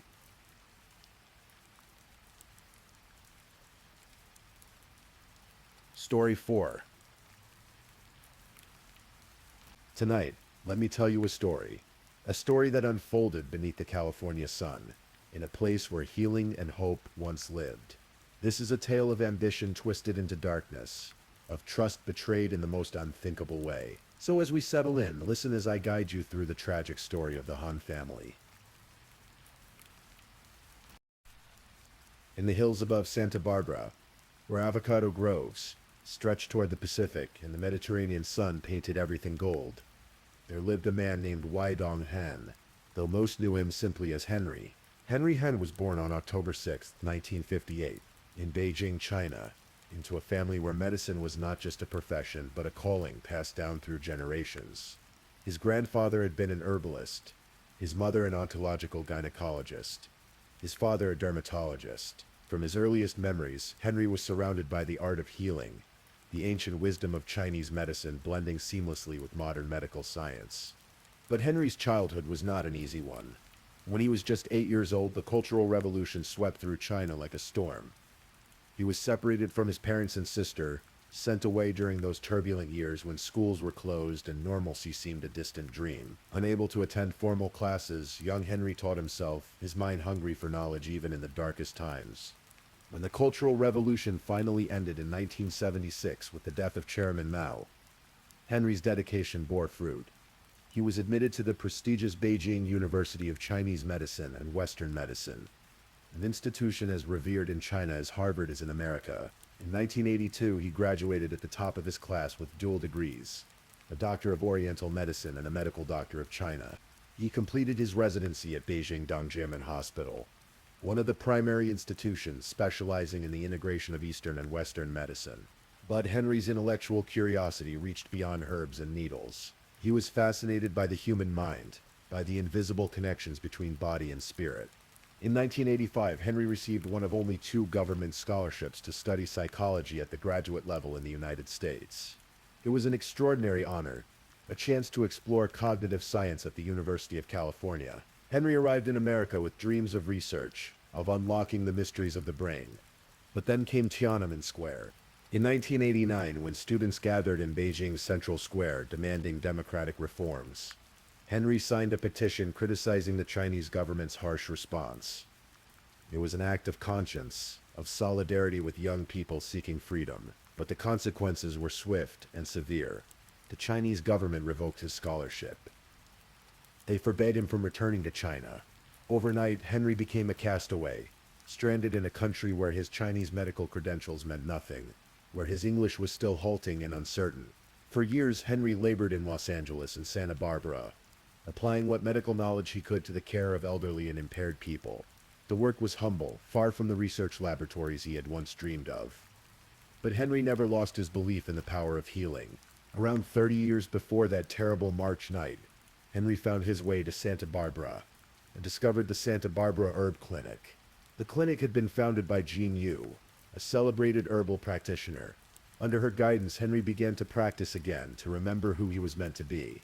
In 1991, Jean Yu sold him the clinic. She moved to San Luis Obispo to start another practice, and Henry took the reins of what would become his life's work. The clinic started in the Libero building in downtown Santa Barbara, then moved to Upper State Street, behind Chuck's Steakhouse. It was a modest space, but what happened within those walls was nothing short of remarkable. Henry treated roughly 13,000 people over the next 25 years. He saw 15 patients a day, 4 days a week, no matter what. He combined the ancient wisdom of Chinese herbal medicine with modern Western medical understanding. He used acupuncture, acupressure, and carefully crafted herbal formulas from an on-site Chinese pharmacy. His patients came to him when Western medicine had failed them. They came with cancer, osteoporosis, hepatitis, conditions that seemed hopeless.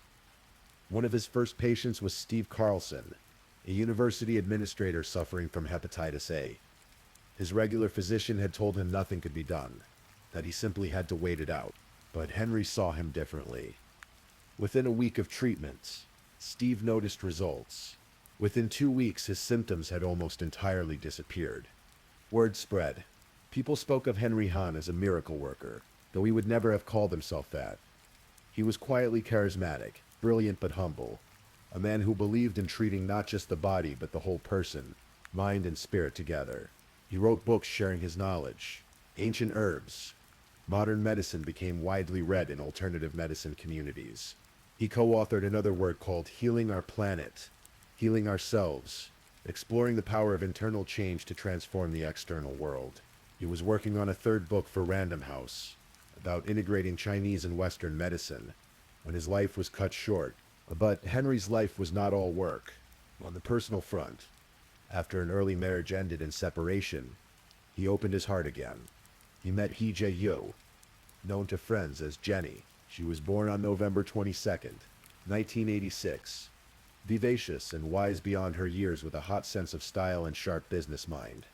Jenny had worked as a server at several Asian restaurants in Santa Barbara County, including the Saigon Noodle House, often bringing along the light of her life, their daughter Emily, born on March 26, 2010.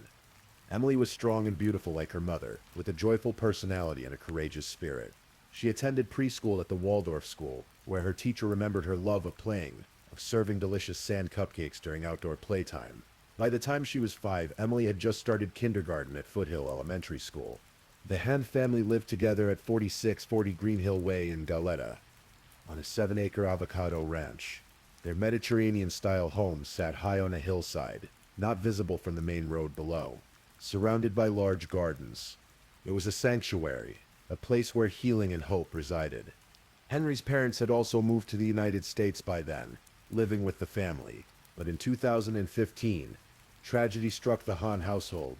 Henry lost both his parents within weeks of each other. The grief was immense. But Henry continued his work, continued treating his patients, continued being the healer that so many depended upon. By early 2016, life seemed to be moving forward. Emily was thriving in kindergarten. Jenny helped run the clinic's front office with an entrepreneurial mindset, dreaming of one day opening a little dim sum restaurant. Henry was researching new treatments, particularly interested in cannabinoid compounds and their potential to fight cancer. He believed he was on the brink of a breakthrough, and that's when Pierre Hopsch entered their lives.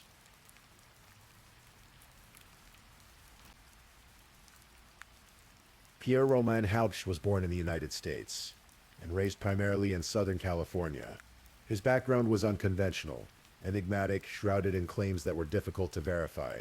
His father, Frederick Haros, also known as Frederick Smith, was Jordanian-born and claimed ties to the CIA during the late 1980s and early 1990s. Frederick had reportedly founded an oil company called Caltech International Inc., though it later dissolved. He lived a reclusive life in Oceanside, California, renting rooms in a modest home, a far cry from the wealth and intrigue his story suggested. Pierre had a half-sister, Nadine Jolie Courtney, a beauty blogger and author who appeared on the Bravo reality show Newlyweds the first year. She described their upbringing as Middle Eastern and Circassian in heritage. Their mother, Nancy Berchtold Halpius, had died of cancer in 2008. Pierre was 27 years old in March of 2016, living with his father in that small apartment in Oceanside. He had no criminal history. On paper, he was a blank slate. But Pierre Hopsch was a man consumed by a singular obsession: wealth. His entire life's drive, according to those who knew him, was being rich. Not comfortable. Not successful. Rich. Extraordinarily, impossibly rich. He sent screenshots to various people showing Chase bank accounts with balances ranging from $3 million all the way up to $940 million. He presented himself as a jet-setting billionaire, a chemist and technical expert, an entrepreneur on the verge of revolutionary breakthroughs. He claimed to have created a perpetual energy machine, a device that could generate power indefinitely without input. He told people he had been diagnosed with an incurable cancer and had cured himself through his own research, performing cell studies in his home laboratory. He described encounters with federal operatives, meetings with Department of Energy officials, shadowy figures who were both threatening and offering him untold riches for his inventions. The truth was far more mundane. Pierre used a simple HTML editing trick, the same method teenagers use to change their grades before showing report cards to their parents. He would alter the text on a bank's website to show whatever numbers he wanted, then screenshot it. The bank accounts were fake. The wealth was an illusion, but the stories served a purpose. They made Pierre seem important, connected, valuable. They opened doors that would otherwise remain closed. One of those doors led to Dr. Henry Hahn. Exactly how Pierre and Henry met remains somewhat unclear. What is known is that by early 2016, they were discussing a business venture. Pierre had convinced Henry that he possessed expertise in cannabis chemistry, that he could help synthesize CBD-rich compounds for Henry's research into alternative cancer treatments. They formed a company called Molecular Scientific LLC, later renamed Obsidian Teradyne LLC. The prospectus listed Pierre as a chemist and manufacturing specialist. It listed Henry as herbalist and clinician. Their vision involved stem cell skin cream and cannabinoid-based cancer cures.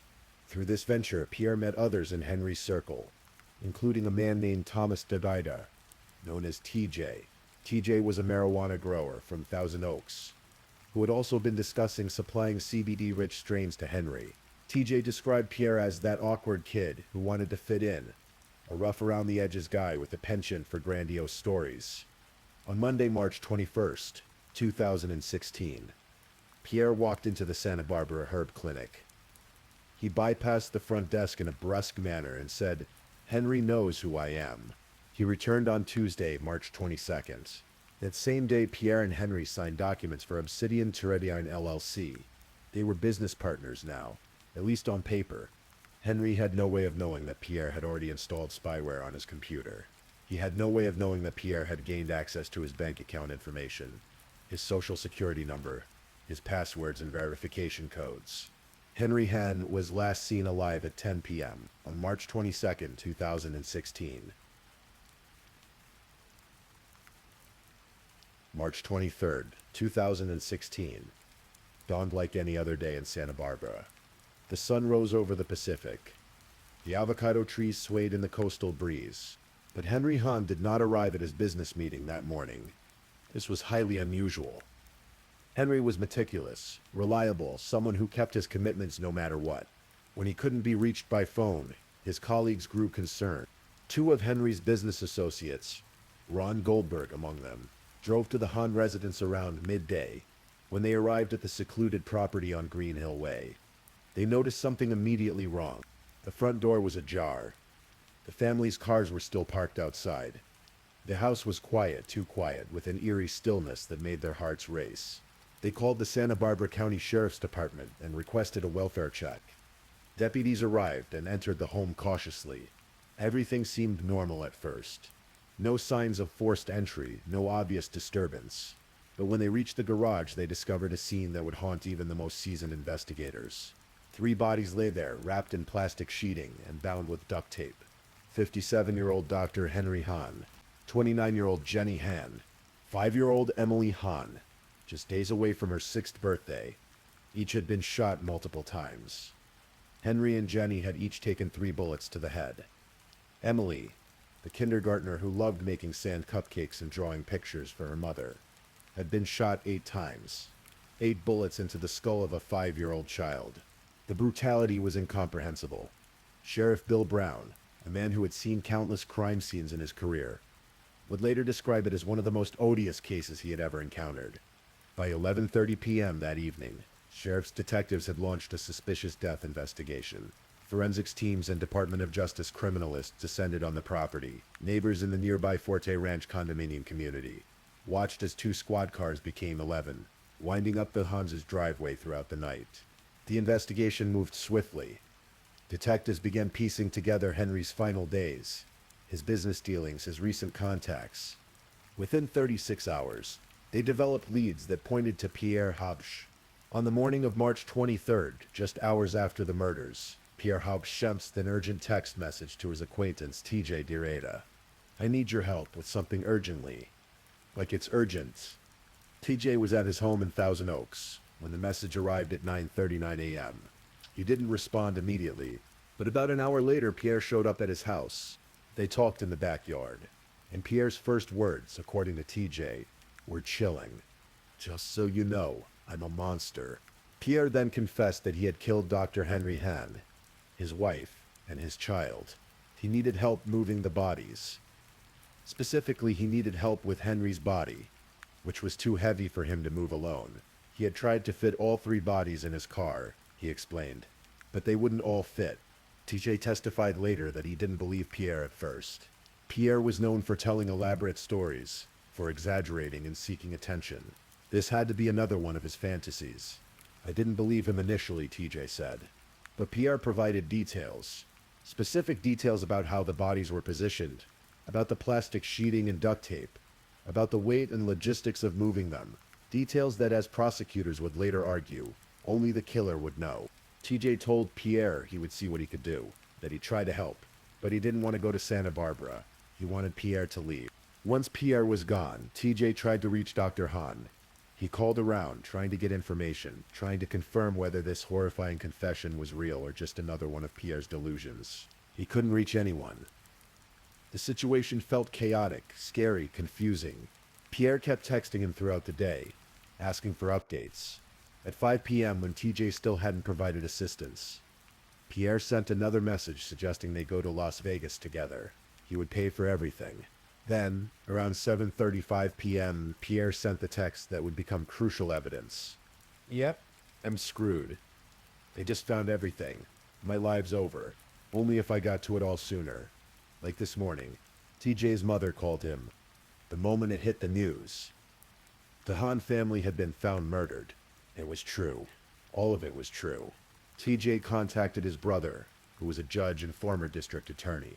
They agreed it was important to report what Pierre had told him. In the early morning hours of March 25th, TJ called the Santa Barbara County Sheriff's Department. Meanwhile, investigators had been conducting their own work. They found a Trader Joe's shopping bag at the crime scene, containing business partnership documents for Obsidian Teradyne LLC, signed and dated by Henry Hahn and Pierre Hauptsch on March 22nd, just one day before the murders. They traced Pierre's vehicle, a burgundy Lexus, and learned he lived with his father in Oceanside, San Diego County. Police set up a stakeout outside the residence, but Pierre was nowhere to be found. Then, on March 25th, surveillance teams watched as Pierre's father, Frederick, drove to a nearby Walmart and discreetly exchanged a bag with his son. Police moved in immediately, arresting both men at gunpoint at a gas station east of Oceanside. Frederick was later released without charges, but when officers searched Pierre's car, they found a cache of damning evidence. A loaded 9mm handgun, a .22 caliber Ruger pistol with a threaded barrel which would later be confirmed as the murder weapon, a homemade suppressor, .22 caliber ammunition matching what was found in the victims' bodies, Dr. Hahn's iPhone and Jenny's iPhone, both wrapped in aluminum foil to block signals, Dr. Hahn's iPad, also wrapped in foil, Dr. Hahn's wallet and credit card, receipts for duct tape and plastic wrap, purchased before the killings from a Home Depot in Oceanside. Surveillance footage would later show Pierre at that Home Depot buying the exact materials used to wrap the bodies. Pierre's fingerprints would be found on both the plastic sheeting and the duct tape, and then there was his electronic trail. If the physical evidence was damning, Pierre Hauptsch's web history was a window directly into his mind. A step-by-step chronicle of planning, execution, and aftermath. Days before the murders, Pierre had purchased the Ruger pistol at a gun store in Arizona, which surveillance footage and receipts confirmed. He researched on his laptop how to fabricate a handgun suppressor, watching instructional videos on March 22nd. He installed spyware on his own laptop first, practicing the process, then installed the same software on Henry Hahn's home computer days before the murders. Spyware allowed him to capture every keystroke, every password, every bank account detail. He created a fake email address designed to receive verification codes that were meant for Henry. The day after the murders, on March 24th, location data showed Pierre at a McDonald's parking lot in Thousand Oaks. There, according to investigators, he used his laptop to gain access to Henry's Chase and Wells Fargo bank accounts. He attempted multiple times to transfer money. He tried to move $72,000. Eventually, he succeeded in transferring $5,000 into his own account. A check of his phone showed evidence of a $100,000 transfer from Han's account to his own. His search history after the murders revealed his panic, his desperate attempts to evade detection. How good are fingerprint forensics? How long does crime scene analysis take? Is a car searched entering Tijuana? How long do fingerprints last on plastic sheeting? How to disable GPS tracking? And then perhaps most haunting of all, there was his chat with an online psychic. The psychic called himself Count Marco, a master of cartomancy who charged $3.95 per minute. The user, identifying himself as Pierre, typed out messages that the computer's spyware captured keystroke by keystroke. "I have done bad things," Pierre typed. Then he paused, deleted the message, thought better of such a direct admission. Instead, he sensed, "I have made bad choices." He asked the psychic, "Will I get caught for what I did?" Pierre Halbost was charged with 3 counts of first-degree murder with special circumstances: premeditation, lying in wait, multiple murders, and murder for financial gain. The Santa Barbara District Attorney's Office initially announced plans to seek the death penalty, but prior to trial, the parties reached an agreement. The prosecution would withdraw the request for the death penalty. In exchange, Pierre agreed to a bench trial, meaning his fate would be decided by a judge alone rather than a jury. The trial began in October of 2021, more than 5.5 years after the murders. Judge Brian Hill presided over the proceedings in Department 2 of Santa Barbara Superior Court. Prosecutors Hilary Dozer and Benjamin Ladini presented what they called a mountain of evidence. They showed surveillance footage of Pierre buying the plastic sheeting and duct tape at Home Depot. They showed receipts matching the materials to the crime scene. They presented cell phone records and GPS data placing Pierre in the area of the Han residence on the night of the murders. They called forensics experts who matched the bullets found in the victims' bodies to the Ruger pistol found in Pierre's car. They showed the jury Pierre's web history, the searches about forensics and border crossings, the chat with the psychic. They presented financial records showing the attempted transfers from Henry's accounts. TJ Diter took the stand and recounted Pierre's confession. The texts, the panic, the evidence was overwhelming. As prosecutor Ben Ladidig said, this case was over within the first 72 hours. But Pierre Habsch's defense team, Christine Voss and Michael Hanley from the Public Defender's Office, fought back as best they could. They questioned the reliability of the GPS data, pointing out inconsistencies that seemed to show Pierre in 2 places at once. In Oceanside 1 minute and Santa Barbara 2 minutes later. The prosecution countered that these inconsistencies were due to the overlapping ranges of cell towers. They challenged the methodology of ballistics matching, calling an expert witness, Dr. Brent Turvey, who testified that there was no empirical scientific way to truly prove a bullet was fired from a specific gun. They attacked TJ DeRedder's credibility, questioning why he waited nearly 2 days to contact authorities and suggesting he could have learned details about the crime scene from other sources, particularly from Ron Goldberg, who had been at the house when deputies first discovered the bodies. And then in a decision that stunned observers, Pierre Hal Paps took the stand in his own defense. Over 3 days of testimony, Pierre told a story that seemed to come straight from a spy thriller. He claimed he had been framed for the murders. He said the killings were carried out by a third party connected to the Department of Energy. He spoke of secret operatives, of shadowy figures who were after his perpetual energy machine technology. He testified that he had created a device that could generate infinite power, that he had attracted the attention of federal agencies and foreign governments. He said he had self-diagnosed an incurable cancer and cured himself through his own research. He insisted that the evidence found in his car had been planted, that the web history had been manipulated, that he was the victim of an elaborate conspiracy. When pressed by prosecutor Ben Ladijing about his history of deception, Pierre was evasive. Some lies he remembered in great detail. Others he claimed could not possibly have come from him. When confronted with the fake bank account screenshots, he insisted they were real. that he actually had accounts set up by the Department of Energy. So your testimony is that you cured cancer and created a free energy machine. Letting asked at one point. Pierre hesitated, but essentially confirmed this was his claim. Letting projected autopsy photos of the three victims onto the courtroom screen. Pierre shuddered and refused to look, turning his head away from the images of what had been done to Henry, Jenny, and 5-year-old Emily. In his closing statement, Letting called Pierre a lying liar who lies about lying. He said the notion of a frame job was so far outside the realm of possibility that no human being with any semblance of common sense would believe it. On November 24, 2021, the day before Thanksgiving, Judge Brian Hill rendered his verdict. Guilty on all 3 counts of first-degree murder. All special circumstances and enhancements were found to be true. Pierre Hobbs showed no emotion as the verdict was read. On January 24, 2022, Pierre Hobbs was brought before Judge Hill for sentencing. He had dismissed his defense attorney and chose to represent himself, still insisting he had been wrongly convicted, demanding a new trial. Judge Hill explained that such motions could only be made after sentencing, not instead of it. Friends and business associates of Dr. Henry Hand spoke during the hearing. They described the loss the suffering patients left without their healer. The community forever changed by this senseless brutality. Pierre spoke as well, still claiming he wasn't responsible for the murders, still denying any involvement, even as he acknowledged that Henry had been a good person. Judge Hill sentenced Pierre Hobbs to 3 consecutive life sentences without the possibility of parole. An additional 75 years to life was added for the enhancement of using a gun to inflict death. Pierre would never leave prison. He would grow old behind bars, if he lived long enough. In October of 2025, Pierre filed a petition requesting a new hearing and trial. His request was denied.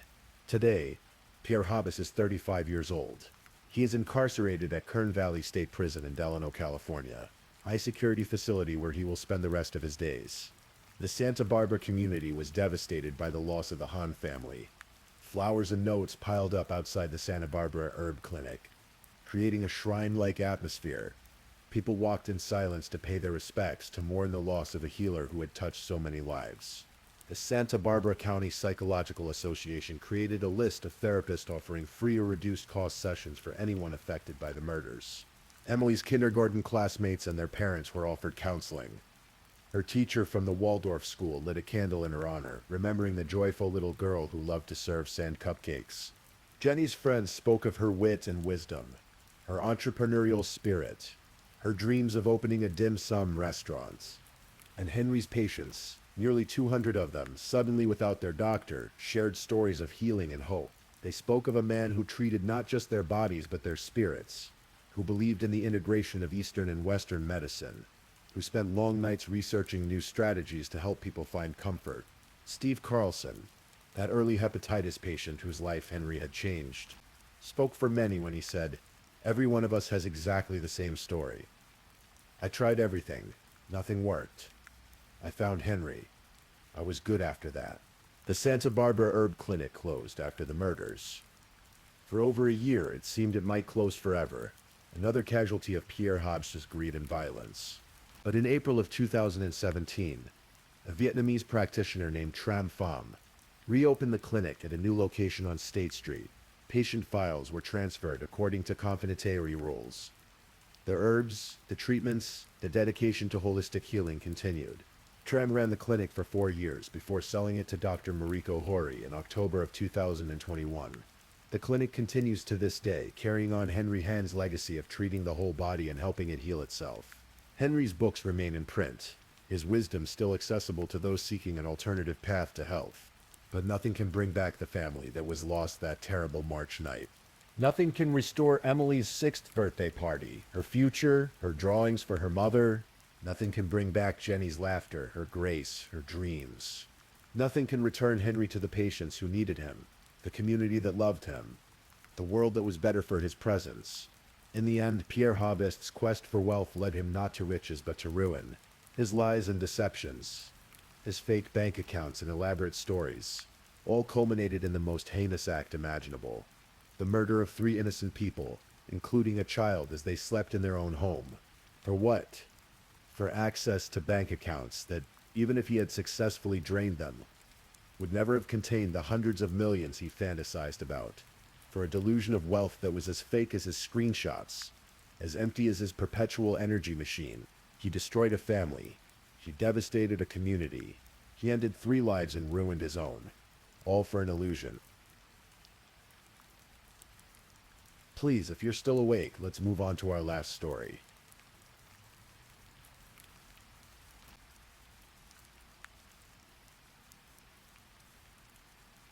Story 5. Tonight we're going to journey through a story that's both tragic and deeply human. A story about love that turned to darkness. About a woman who devoted her life to caring for others. And about the fragile boundaries between hope and despair. This is the story of Patricia Burns. Lake Luzerne is the kind of place people dream about when they imagine escaping the chaos of city life. Nestled in upstate New York, it's a small, peaceful town where summer brings campers to the pristine waters and thick forests. The kind of place where neighbors know each other's names, where children ride their bikes down quiet streets, and where the sound of crickets fills warm evenings. It was supposed to be a sanctuary, a fresh start. For Patricia Burns, it represented hope. After years of turmoil, she'd moved to Lake Luzerne, seeking peace. She rented a modest second-floor apartment on Lake Avenue, a quiet street where you could hear the wind moving through the trees. It was small, but it was hers, a place where she could rebuild her life, where she could finally breathe. Patricia was 42 years old in the winter of 2013. Those who knew her described her as a fireball of energy, someone who moved through life with purpose and passion. She had worked for years as a nurse's aide, most recently with community hospice in Saratoga County. It was demanding work, the kind that required not just skill but genuine compassion. Patricia sat with people in their final days. She held their hands. She brought comfort when there was little left to give. Her coworkers remembered her as outstanding. Someone who treated every patient with dignity, who never rushed, who understood that these moments mattered more than anything else. One woman, whose husband had been under Patricia's care, would later say that Patricia brought light into his final days, that she made an unbearable time somehow bearable. But Patricia's gift for caring for others didn't extend to her own life quite as easily. She had a complicated history with men. Relationships that started with promise but ended in pain. She was a mother to 5 children, though by 2013 one of them was gone.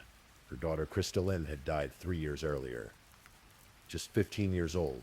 She'd gone to sleep one December night in 2010 and never woke up. There were no drugs, no alcohol, nothing that explained it. Just a beautiful, perfect teenage girl who slipped away in the night. The kind of tragedy that leaves a permanent hollow space in a family. Patricia's surviving children were her world. There was Nicholas, her oldest, Megan Jenkins, 22, strong-willed and protective. And then there were her 2 youngest daughters, with Clifford Burns, Harley, 15, and Autumn, 14. 2 girls who were about to have their childhood shattered beyond repair. Patricia first met Clifford Burns in the most ordinary way. She was working at a Dunkin' Donuts, one of those drive-through windows where you hand coffee to strangers and exchange brief pleasantries. Clifford became a regular. Day after day, he'd pull up in his vehicle, order his coffee, and linger just a moment longer than necessary to talk to Patricia. Eventually, he asked for her number. She gave it to him. At first, Clifford seemed like exactly what Patricia needed. He was a businessman who ran his own tree service company. He seemed stable, financially secure. He was an avid fisherman who loved the New York Mets with a passion that bordered on obsession. He had a custom motorcycle and a sense of adventure. They married in 1997, blending their families together. For a while, there were moments of genuine happiness. Trips to Times Square, motorcycle rides on sunny afternoons, family photos filled with smiles, 2 daughters, Harley and Autumn, who seemed like they might grow up in a stable, loving home. But beneath the surface, something was wrong. Very wrong. Clifford Burns had grown up witnessing violence. His own father, James Burns, had a history of extreme domestic abuse. In 1981, James shot Clifford's mother in Schenectady. She survived. Then, 3 years later, James abducted her during a domestic dispute. When a Colony police officer responded to the scene, James Burns shot him too. The officer survived, but James Burns didn't. He turned the gun on himself during a standoff with police. ending his own life. Clifford had watched all of this unfold. He'd seen his father's rage, his mother's terror, the cycle of violence that seemed to run in his blood. And despite everything he must have known about where that path led, Clifford began walking it himself. The abuse started gradually, the way it often does. A raised voice here, an accusation there, then it escalated. Clifford would beat Patricia, sometimes in front of the children. He'd promised to love her, to protect her, but instead he terrorized her. Harley, their daughter, would later describe the pattern with heartbreaking clarity. Her father would explode in violence, attacking her mother while the girls stood helpless, unable to intervene.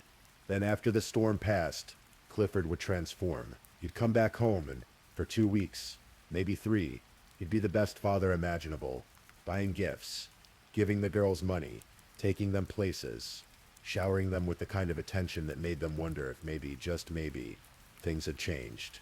But it never lasted. 2 weeks would pass, and the same old abusive father would return. The cycle would repeat, over and over, until violence became almost normal. That's what happens in homes like this. The extraordinary becomes ordinary. The unbearable becomes what you bear. Patricia tried to leave multiple times. She and Clifford separated on and off for 5 years, but she kept going back. It's easy to judge that from the outside, to wonder why someone doesn't just leave. But leaving an abuser is never that simple. There are children involved. There are finances. There are threats. There's the history of violence that makes you wonder what might happen if you really try to walk away. For Harley, her father's grief manifested in even more rage. When she moved in with him for a period thinking maybe she could help, she discovered that without her mother there to absorb his anger, she became the target instead. He'd give her money to go shopping, play the role of doting father for a day, then something would trigger him, usually talking about Patricia, and he'd turn on Harley. He'd call her vicious names. The verbal abuse became too much. Eventually, Harley decided to move back in with her mother and younger sister. By this time, Patricia had finally decided enough was enough. She filed for divorce after more than 15 years of marriage. She got an order of protection against Clifford. She moved into that small apartment in Lake Luzerne, determined to start over. For once she was choosing herself and her daughters over the man who had spent years hurting her. But Clifford Burns wasn't ready to let go. While Patricia was trying to rebuild her life, she made another unfortunate choice in men. She began dating a man named Ted Backus, a Lake Luzerne resident who seemed initially like a better option than Clifford. He wasn't. In February of 2013, 10 months before Patricia's death, Ted Backus was arrested. According to authorities, he assaulted Patricia during a dispute, then fired a gun into the ceiling of his Lake Avenue apartment before barricading himself inside for a standoff with police. The case made local headlines for a particular reason. Ted Backus was the brother of 2 Warren County Sheriff's deputies. There were whispers about special treatment, about how someone connected to law enforcement might get a lighter hand. Eventually, Backus pleaded guilty to 1 misdemeanor gun charge. He got probation and was ordered to stay away from Patricia Burns. This infuriated Clifford Burns. In his mind, Ted Backus had committed violence against Patricia. His Patricia had gotten away with it. The unfairness of it consumed him. He contacted the local newspaper multiple times, ranting about the case, about how Backus was protected because of his family connections. The irony, of course, was lost on him. Clifford Burns had spent years terrorizing Patricia himself, but in his twisted logic, he was somehow her protector. He was the only one allowed to hurt her. By the time winter arrived in 2013, Patricia and Ted Backus were no longer together. Patricia had moved on. She was dating someone else now, a neighbor, someone who treated her with kindness. She was working at community hospice, working part-time at an art supply store called Sauve Fair on Broadway. She was making plans for the holidays with her daughters. She was for the first time in years building something that looked like peace. But Clifford Burns was unraveling. In the days leading up to Christmas 2013, Clifford Burns received some news that pushed him past whatever edge he'd been clinging to. He learned that Patricia had reported him for being behind on child support payments. He'd been notified that he might face consequences, possibly even arrest, possibly have his driver's license suspended. For a man who'd spent years exerting control over Patricia through violence and intimidation, this was unbearable. She was asserting her independence, using the legal system against him. In his mind, she needed to be punished for this defiance. On December 22nd, 2 days before Christmas, Clifford sent a text message to his daughter Harley. It was cryptic and disturbing. "I have a special gift coming soon. Something for everyone to talk about, and it will be hand-delivered on foot, not by car." Harley, just 15 years old, read that message and understood exactly what her father was implying. She responded with desperate, mature beyond her years pleading. "Get it together. I know what you think you want to do, and believe me, that won't end well. The only reason you feel so bad is because of what happened between your parents. You haven't ever got the time to grieve." A teenage girl trying to talk her father down from murder, trying to save her mother's life with a text message. It didn't work. On Christmas Eve, Clifford Burns made his preparations. He dressed in full camouflage, the kind hunters wear in the woods. He armed himself with a hunting knife, and he left a note at his Niskayuna home, a note that bequeathed his possessions to his daughters. It read like a suicide note, like the words of a man who didn't expect come back. Later, his lawyers would argue that Clifford left that note because he planned to violate the order of protection to see his daughters and thought he'd be arrested. But the district attorney saw it differently. She saw it as evidence of premeditation, evidence that Clifford Burns knew exactly what he was about to do.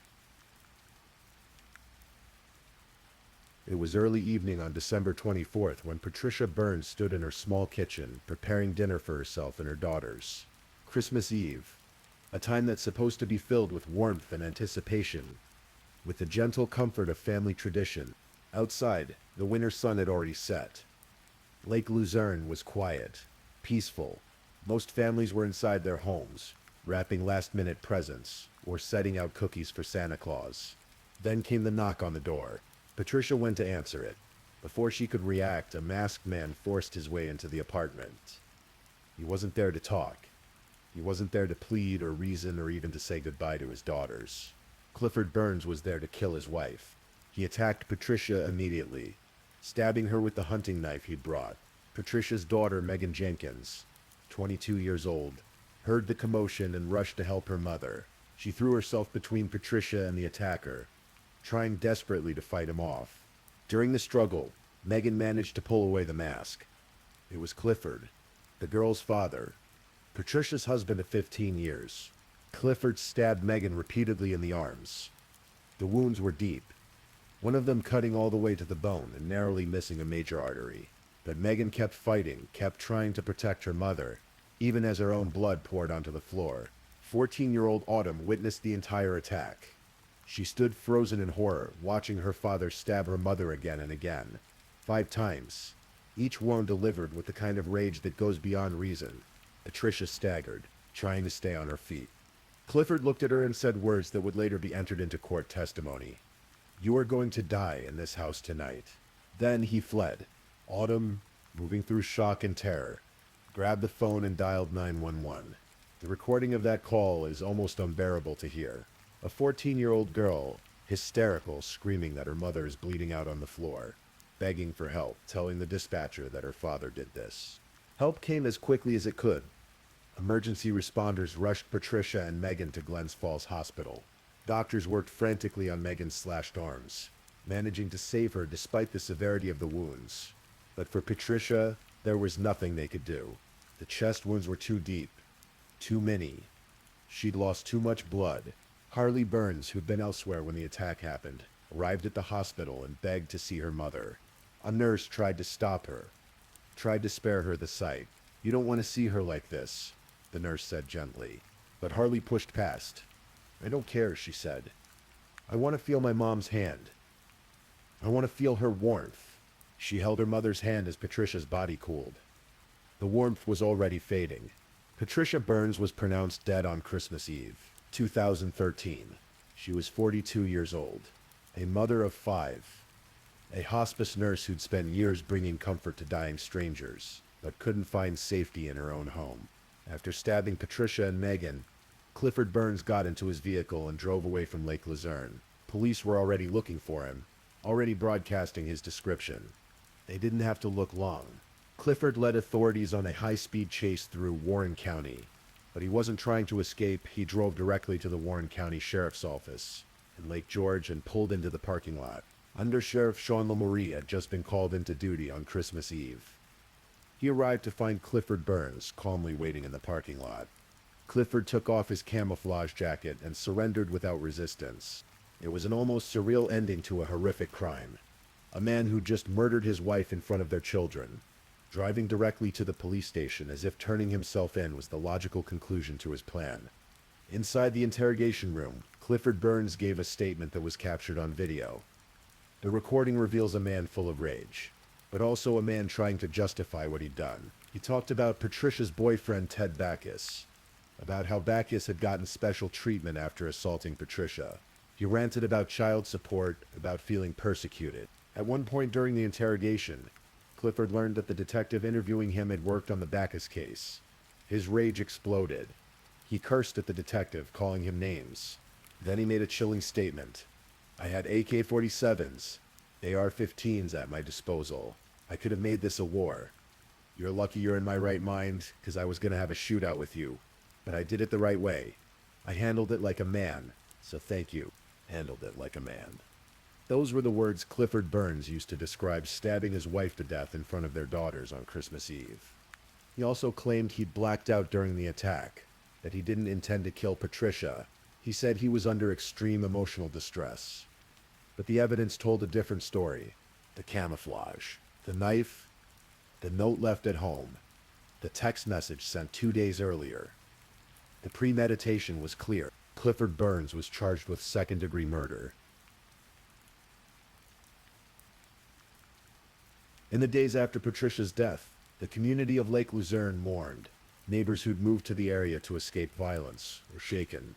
The street where Patricia died remained quiet, subdued. As investigators processed the scene, Patricia's co-workers at Community Hospice remembered her as an outstanding caregiver. Her employer at Sauvé Fair, the art supply store, recalled her as devoted and hard-working, always friendly to customers. Friends set up a fund to help Patricia's children, who'd lost their mother and now faced an uncertain future. Patricia's funeral was held on December 30th at Blessed Sacrament Church in Albany. Friends and family gathered to say goodbye to a woman who'd given so much to others. Her obituary listed her surviving children, Nicholas, Megan, Harley, and Autumn, and Christalyn, who died 3 years earlier. The family torn apart by violence and grief. Meanwhile, Clifford Burns sat in Warren County Jail, without bail. His lawyer initially filed a notice indicating they'd pursue a defense of extreme emotional disturbance, a psychiatric defense that, if successful, could reduce the charge from second-degree murder to first-degree manslaughter. But in April of 2014, something unexpected happened. Clifford Burns pleaded guilty to second-degree murder in Warren County Court. The plea came after Warren County District Attorney Kate Hogan arranged for Clifford to speak with his daughters. Harley and Autumn, the girls who'd witnessed their mother's murder, urged their father to accept responsibility. They wanted to spare themselves the ordeal of testifying at trial. They didn't want to relive that Christmas Eve in open court. Clifford, in tears, agreed to plead guilty. In exchange, he'd receive 23 years to life in prison instead of the maximum 50 years to life. But then, just days before his sentencing in September, Clifford Burns tried to take it back. He filed a motion to withdraw his guilty plea, claiming he'd been too emotionally distraught to make an intelligent decision. He argued that his lawyer had been ineffective, that the district attorney had manipulated him by dangling his daughters in front of him, that he'd been coerced. He claimed he never intended to kill Patricia. He said the knife that killed her wasn't even his, that it was a knife Patricia owned. He insisted he'd only gone to the apartment to deliver Christmas presents to his daughters. Judge John S. Hall Jr. heard the arguments and denied the motion. The guilty plea would stand.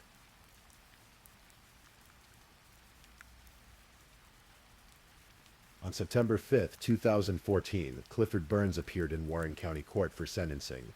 15-year-old Harley Burns stood before the court and addressed her father. The details of what she said aren't fully public, but the impact was visible. Clifford Burns reacted emotionally as his daughter spoke, likely hearing about the devastation he'd caused, the childhood he'd stolen from her and her sister. District Attorney Kate Hogan presented evidence of premeditation, the note left at Clifford's home, bequeathing his possessions to his daughters as if he knew he wouldn't return.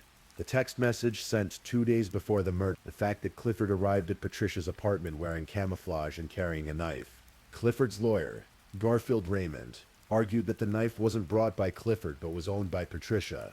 He continued to push the narrative of extreme emotional disturbance, trying to paint Clifford as a man who'd snapped rather than a man who'd planned. Judge Hall wasn't swayed. He sentenced Clifford Burns to 23 years to life in prison. Additionally, Clifford was barred from having any contact with his 2 daughters, Harley and Autumn, until the year 2045. The girls would be middle-aged women before their father could legally contact them. Clifford Burns was sent to Clinton Correctional Facility in Dannemora, New York, a maximum security prison. He would be eligible for parole in 2036, more than 2 decades away. His lawyer promised to appeal. Clifford Burns didn't give up. In 2015, his case went before the state's Supreme Court Appellate Division. His lawyer, Matthew Hugg, argued that Clifford had been coerced into pleading guilty, that the meeting with his daughters had left him too emotionally distraught to make a rational decision. He wanted to argue extreme emotional distress from the beginning, but the district attorney dangled his daughters in front of him, and they all talked him into taking the plea. Hugg told the court, District Attorney Kate Hogan countered that Clifford had been represented by counsel during the plea. He'd been asked repeatedly if he understood what he was doing, and if he wanted to plead guilty. He'd said yes every time. The plea deal had spared his daughters the trauma of testifying and had given him a sentence far less than the maximum. His attorney said it was what he wanted. Hogan stated simply. The appellate court reviewed the case and issued its decision in November 2015. The justices found no merit in Clifford's claims. They noted that his daughters had urged him to accept the plea deal to spare them the ordeal of a trial, and to avoid the potential 50-year sentence. They found that Clifford had been competent at the time of the plea, that he'd been properly advised by counsel, and that there was no evidence of coercion. The conviction stood. There would be no new trial. Clifford Burns remained in prison, his appeals exhausted, his claims rejected. Years have passed since that terrible Christmas Eve. The story of Patricia Burns faded from headlines, replaced by other tragedies, other crimes. But for the people who loved her, the loss never fades. Her daughters grew up without their mother. Harley and Autumn, who witnessed the attack, carry those memories with them. Megan Jenkins, who fought so bravely to protect Patricia, bears the physical and emotional scars. Nicholas, Patricia's oldest, lost the woman who'd given him life. The community of Lake Luzerne, that peaceful haven where people go to escape violence, was reminded that darkness can find you anywhere, that orders of protection are just pieces of paper, that sometimes, despite every warning sign, tragedy comes anyway. Patricia Burns spent her career caring for people in their final moments. She understood death intimately, professionally. She held the hands of strangers as they left this world, offering them dignity and comfort. But when her own moment came, it wasn't peaceful. It wasn't dignified. It was violent and terrifying, and happened in front of the children she loved most in the world. Those who worked with Patricia at Community Hospice remember her treating every patient with the utmost compassion. She never rushed. She never treated death as routine. Even though she saw it constantly, she understood that these moments mattered. Her own death mattered too. Not just because of the crime itself, but because of who she was. A mother, a caregiver, a woman who brought light into dark places. Clifford Burns sits in Clinton Correctional Facility, maintaining his claims of innocence, insisting he never meant to kill Patricia. But the evidence speaks clearly. The premeditation, the violence, the words he spoke as he stabbed her. You are going to die in this house tonight. He will likely die in prison. He won't be eligible for parole until 2036, when he'll be 68 years old. By then, his daughters will be well into middle age. They may choose never to see him again. The orders of protection that bar him from contacting them don't expire until 2045. By then, Harley will be 47. Autumn will be 46, both potentially with families of their own. Children who will never know the grandfather who murdered their grandmother. It's late now. The story is told. Patricia Burns lived 42 years. She worked hard. She loved her children. She tried to find happiness and safety and never quite found either. On Christmas Eve, most people think about miracles and joy, about children's laughter and the comfort of tradition. But for Harley and Autumn Burns, for Megan Jenkins, Christmas Eve will forever be the night their mother died. The night their father became a murderer. The night their childhood ended in blood on a kitchen floor. There are no easy answers here. No simple explanations for why Clifford Burns chose violence. Domestic abuse is complicated, rooted in control and rage, and patterns that often span generations. Clifford watched his own father terrorize his mother. Then he did the same to Patricia. The cycle repeated until it ended in murder. Perhaps that's the lesson, if there is one, that violence begets violence. That trauma unhealed becomes trauma inflicted. That orders of protection and legal systems and good intentions sometimes aren't enough to keep people safe. Patricia tried to leave. She did everything right. She got the divorce. She got the order of protection. She moved to a new town.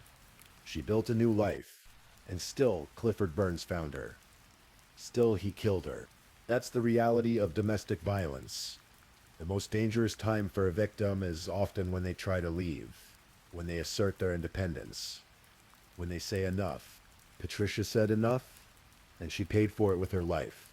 But her story doesn't end with her death. It continues in her children, who survived and who carry her memory.